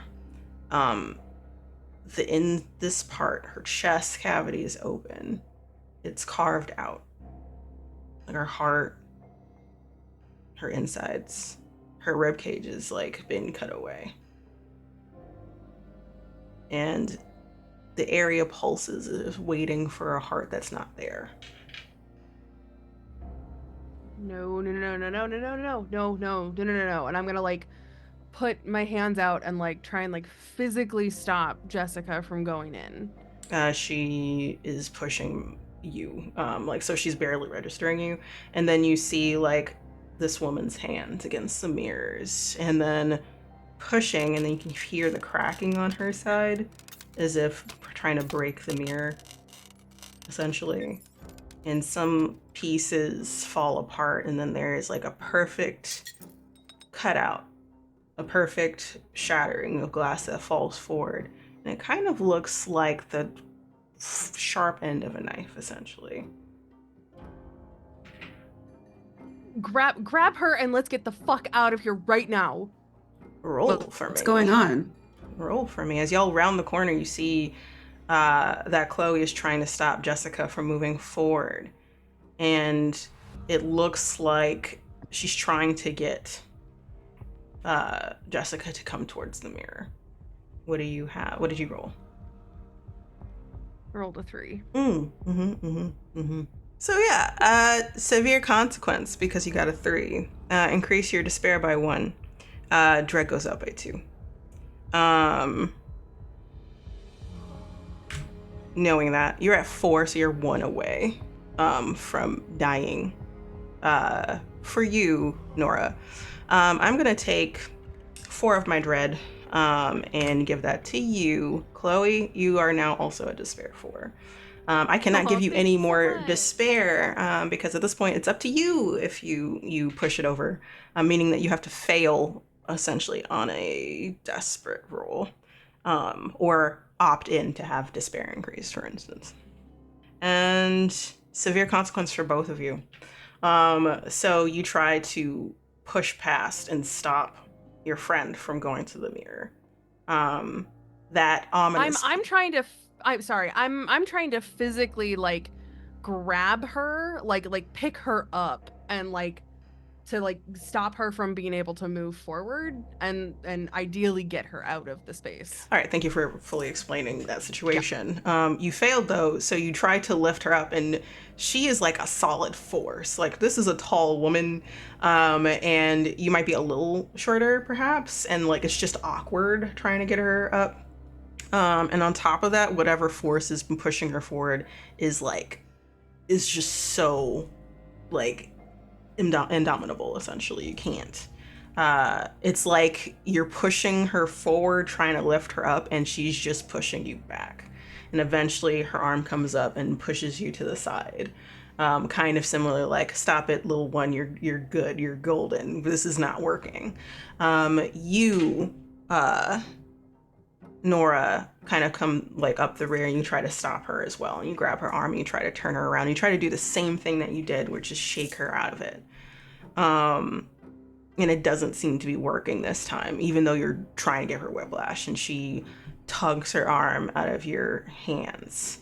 And she's like a few steps away, and then she reaches for the mirror, is looking at this person, this woman who's dipping her head, sweet smile, sickeningly sweet smile on her face. And then she reaches for the mirror shard that has fallen perfectly. And and turns to y'all and lifts it up as if to do something with it. Is there anything anybody wants to do or attempt to do? She's looking at you, Nora. Still, like, not there, but it just seems like she's staring through you. Jess, you really need to snap out of it. Jess. She pulls her shirt down and then, like, aims it at her heart area, and you see, like, trickles of blood starting as she's starting to press in and carve. Jess, wait. Okay, I'm sorry. And she I have a continues, kid. I wasn't sick. I was pregnant. When I left this last semester, I wasn't sick. I was pregnant. I left because I was pregnant. I left to go have the kid. The shard stops and then blinks and looks at you with her eyes. Her hand is like cut up because her hand is squeezing into this, and she looks down and shakes, throws it. Oh God, oh God. And then roll for me, please. Sorry. You are desperate right now. Is there anything you want to add scar-wise to this? Because you just told a secret about your kid, but is there any like scars you want to bring forward about that you would like to help with? I think it's that sort of helplessness that she kind of felt after getting back from the hospital and, seeing like the kid, her kid in the crib and kind of having this moment of, I've got to take care of them. And this sort of like, this desperate feeling, I think, that she feels when looking at Jessica right now is similar, because it's like, I don't want to fail you. I put desperate mother, but you could also put I don't want to fail you, in quotes, technically, if you want to put it that way. Mm-hmm. Roll for me. You have 2 dice. Oh, that's a 6. Bless. Okay, so that increases your hope to 5.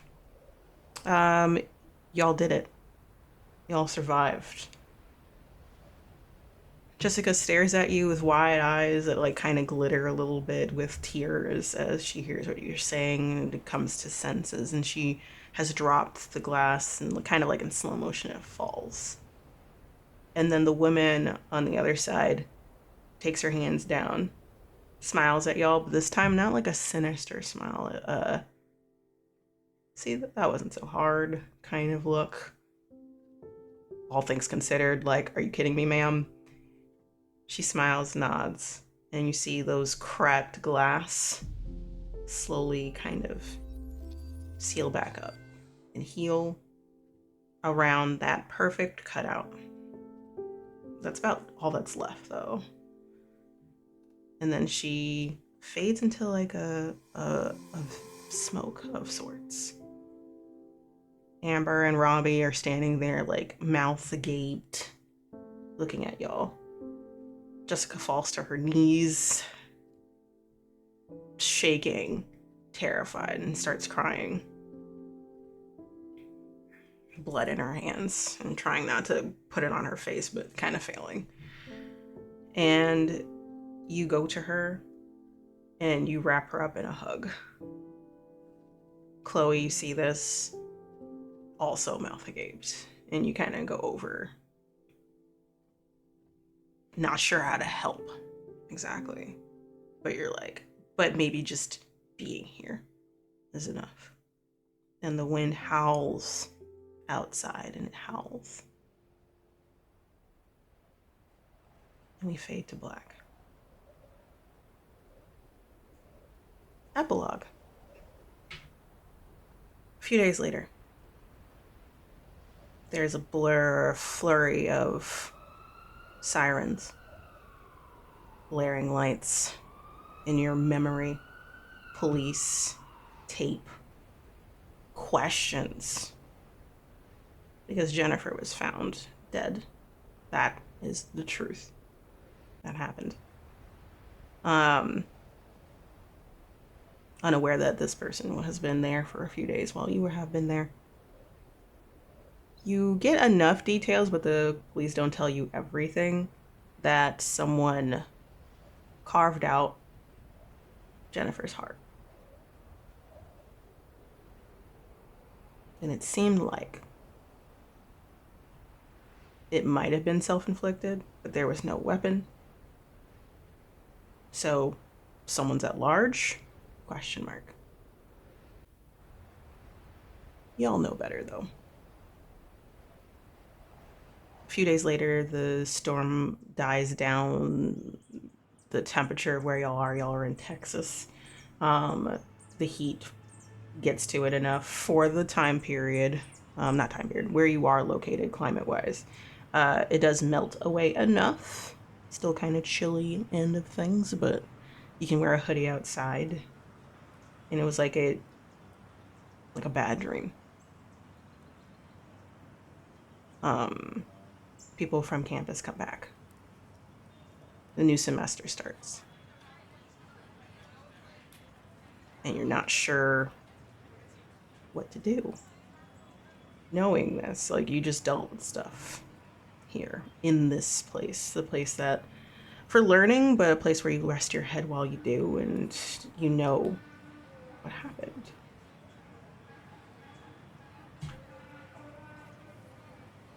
Chloe.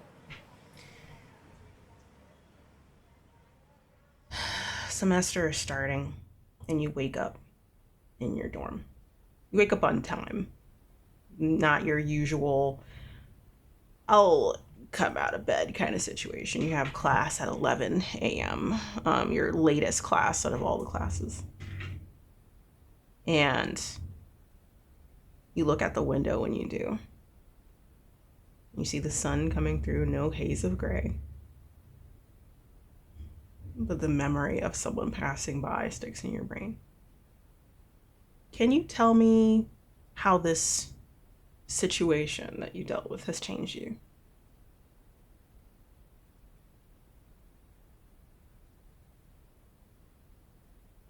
I mean, I know I'm never going to play any of these games ever again. I am a firm believer in urban legends, not even going to entertain, like, just, no, I'm not, I can't even talk about them anymore. Like, even Bloody Mary, I'm just like, were we somehow spared when I was a child? I don't know. I feel even more distant from people. Like, we went through this terrible, horrible thing, so you'd think that, like, it would want to bring people together, but you know, we all went through something awful, and being around these people reminds me of the thing. So Robbie's kind of, I mean, I can't change my roommate, right? Like, Robbie, I don't want to. So I don't know. It's hard because I'm very obviously dealing with it in a very unhealthy way. Because the thought of being around these people, I don't want to. Because it just reminds me of what we went through and that stupid fucking window and everything, and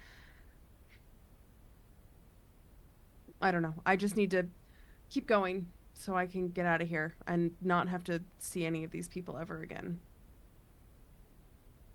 You wake up and So, turn and you see the one of the people you don't want to see, which is Amber, who has already gotten ready, is just kind of standing and tying their shoelaces. There are hairs out of their face. They're deciding not to wear their usual, like, gothed up makeup. A little bit of a more natural look and maybe a light darker gloss. t-shirt, sleeveless hoodie, drip pants. And they stand and look at you and like smile, nod knowingly, look down, and then walk out. And they say like, see you later, as they walk out. Yeah. They're aware that you're kind of shutting down about it, and they don't know what to tell you or what to say to you. It just hangs in the air. As they open the door, Robbie is standing there, back in his usual getup that you know is no longer real. Blotchy spots on his face that you know that are makeup. Big Coke bottle glasses that you know aren't real either. And a hoodie, band t-shirt, baggy jeans, and New Balance sneakers just to seal the look. And he's like, oh, hey, what's up? And you could just see, obviously you can't see Amber's face, but you could tell that they're staring at Robbie and then shaking their head before leaving. And he like peers in. Morning. You need someone to walk you to classes. Yeah. Sure. That's fine. Are you okay? And I just kind of give him a look. I know it's a stupid question. We've all been through it. But if you really need anything, please let me know. Yeah. Thanks. Just gotta go to class. Yeah, I'll wait out here for you, and I can get you some coffee. We can get coffee together. Sure. That sounds nice. He smiles, looks around, walks in, closes the door behind him. Oh God, I hate talking like that. I know that I'm a puppy. But really, if you need anything, I am your friend.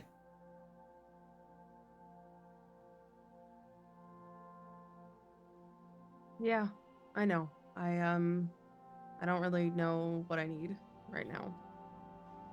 So. And that's fair. You have my number.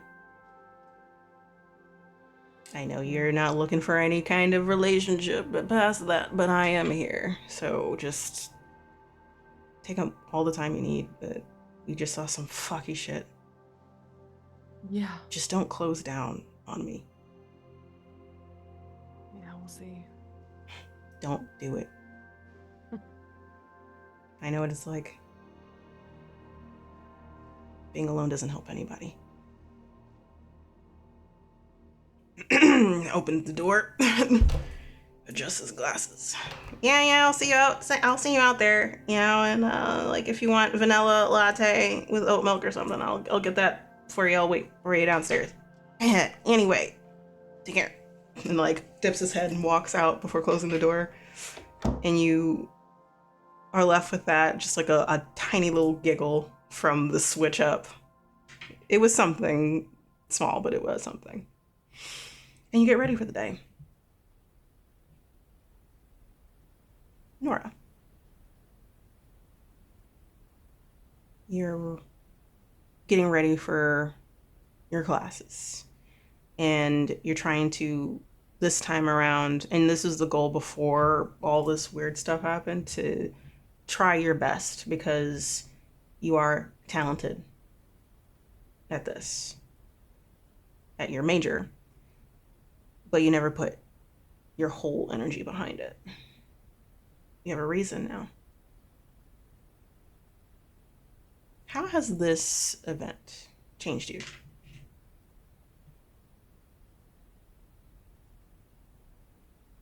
It's definitely like you said, made her more focused on her major, which is why she came back early in the first place to kind of catch up on studying and just kind of make sure she has a bit of a head start, though. She doesn't really need it. She's really good at this stuff. And she kind of hates that she's really good at it, but she knows that at least doing this will eventually get her to a place where she can get away from her parents, and give the kid a life that she can then, figure out after. So she's kind of like keeping her mind on that. She's kind of like pulled away from the more social settings. She hasn't like fully, like, she doesn't like not talk to people, but she doesn't like go to parties or anything anymore. She doesn't like go out as much. She, actually goes home at a decent time and studies. And when it comes to Jessica, I think that she isn't quite sure still how to kind of approach everything. That was kind of a lot. Especially because she's been also holding back. Like, she hasn't told anyone. The only people who knew before them was her parents and I guess the doctor. So she's now kind of trying to figure out, well, what's next with like the people in my life. I think, and before she kind of like took the people in her life for granted a bit. And now she's kind of like reassessing all of her relationships and thinking of the people that have always been there for her and wondering just like what that means. All right. As you get ready, prim and proper maybe, but maybe a little bit more lax this time. Because you're tired. You feel like every sleep and every time you wake up you're more tired. Because this was a lot. And you're processing a lot. And I believe Jessica isn't here. She's taking a little bit of a break because she got hurt. And she's the most traumatized out of everybody, I think, because she was that close. She'll be back soon, but she just is taking the first week off from classes to really assess. She just, no pun intended, lay her heart bare in front of you. She told the truth about something horrible she did for your sake. And you're doing the last touches of your hair. And there's a knock on your door. Give me a second. And she'll kind of make sure that she looks decent. And she's like kind of ready before opening the door. Making sure you're decent. You're not sure who you're expecting. You're maybe like, part of you's like, maybe Jessica, that's the only person that really comes up and checks on me, but I thought she wasn't really, like, she's purposefully taking a week off and doing something else. You open the door and you see like hazel eyes looking down at you, dark-skinned boy, taller than you, curly hair that's kind of like some of it's falling in his face and the other part is like put out of his face. He's giving like lacrosse physique or like soccer physique, so like tone but like not fully bulky, and smile on his face but like a nervous one. You know who this is. But the last time you saw him was nearly a year ago because you've been actively avoiding him. You see Samuel standing there in the doorway, and he's giving like, I know I've been using this term a lot, but puppy dog energy. He usually gives guard dog energy just as he is, but he's given like wounded dog, sad dog in the doorway. Even though he's taller than you, he's hunching his shoulders forward like he's protecting himself from a blow of sorts. Hey, Nora. Sam, hey. Are you okay?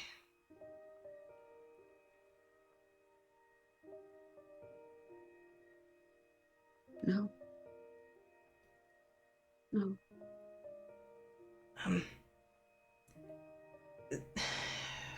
I don't even know what to ask. Like pinches the bridge of his nose. Did I do something to hurt No. you? Like, No. I'm sorry. for what? Disappearing? Yes, at the very least that. But like, I get it if like you just didn't want to be with me. But like, I thought something bad happened to you. Everyone thought that you were sick. And I was trying to like, if you're like in the hospital or something, I could have like sent flowers or some shit. Like that's what guys do, right? Like, but I didn't know where to send it or where you went to.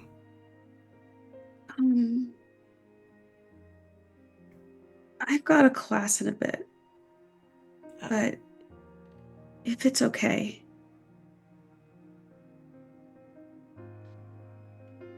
Screw the class. Can we talk? Yeah, of course. I was worried about you. I know we had fun, you know, but we didn't really make a serious thing yet. Like, we didn't, like, put titles on it or anything, but I thought maybe we could. And you know what? Let's not worry about that. I'm just glad to see that you're okay, and we could talk about it later. No, do you want a coffee? We can talk about it over coffee, maybe. I have a lot to tell you. He gives you like a look of confusion. Yeah. I mean, I should be getting you coffee, but you know, like. Oh no. I'll get you coffee. Just the most puzzled look on his face. Okay. Okay, yeah. I'll see you after class. Just message me and don't vanish on me again, please. And she'll like kind of like turn to the room and kind of like start grabbing for things. Like she'll grab her like purse and say, "We can go now. We can go now if you want." We can, but class, you just said class. Hey, screw class. We can talk now. Let's talk now. Can we please talk? Yeah. Are you good? Like puts an arm around your shoulder as he leads you down the hallway. And rubs your shoulders as you do. You walk down, you go to the elevator, and you walk with him, and it dings open, slides open. He's just like looking at you concerned before leaning over to the panel to press the door open. And as you do that, you look up and you look down the hallway. At the end of it, where your door was, you see a woman standing there. High collar, dark hair in a bun. No longer messy, just in a bun. Skirt that's just below knee length. And shoes heeled. Covers the ankles. And she's smiling at you. And mouths, "Take care," as the elevator slides closed. And that is where we will end things, everybody. That was chapter 1, Little Miss Hollow. Thank you so much. And a big shout out to these amazing players. Jesus Christ. Ha! I have been your keeper for this evening, Ambrose, and we will go in reverse order, starting with V. V, who are you? Where can people find you? What are you up to? Hi, everybody. My name is V. You can find me on the internet at 𝒉𝒆𝒂𝒓 because my name is V and I like vampires. I'm also the queen of the court over at Queen's Court Games. I do all of the art and overlays and If you've got social media stuff to look at, that's probably because I went ahead and made it, and then Laura posted it because Laura is better about social media than I am. But you can catch us doing the most award-winningest Vampire the Masquerade podcast on the planet, the All Night Society. Heck yeah. We are just getting into season 3, so you have so many seasons to catch up on, and a whole bunch of new content coming your way just as soon as we can finish editing and releasing it to the world. And you know, check out our YouTube channel. Check out at Queen's Court RPG on Twitter to keep up with all that news. At Queen's Court Games everywhere else, because Twitter just has character limits in their names. But yeah, you can find all the information over yonder.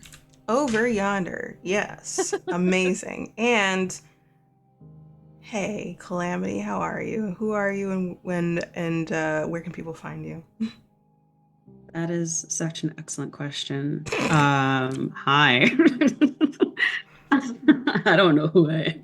No, hi, I don't even know who I am right now. Calamity. I don't know who I am right now.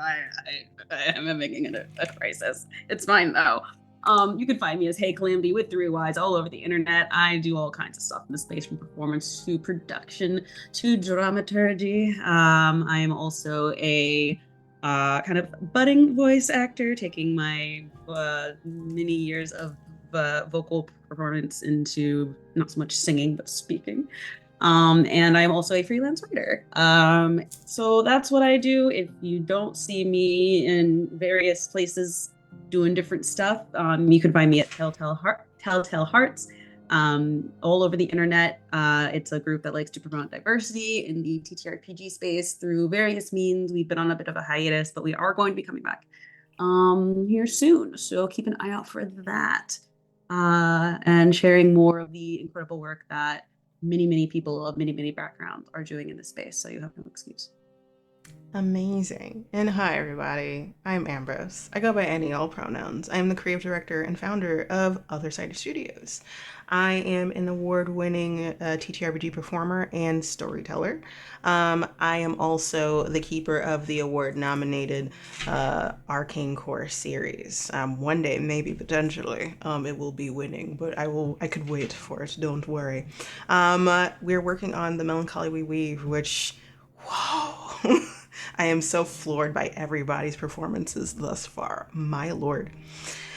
And yes, thank y'all for tuning in. This has been phenomenal. And please stay tuned for the next chapter, which is chapter 2, Not Like Your Father. So don't go anywhere. You'll see it next week. And we'll see you on the other side. Take care, everybody.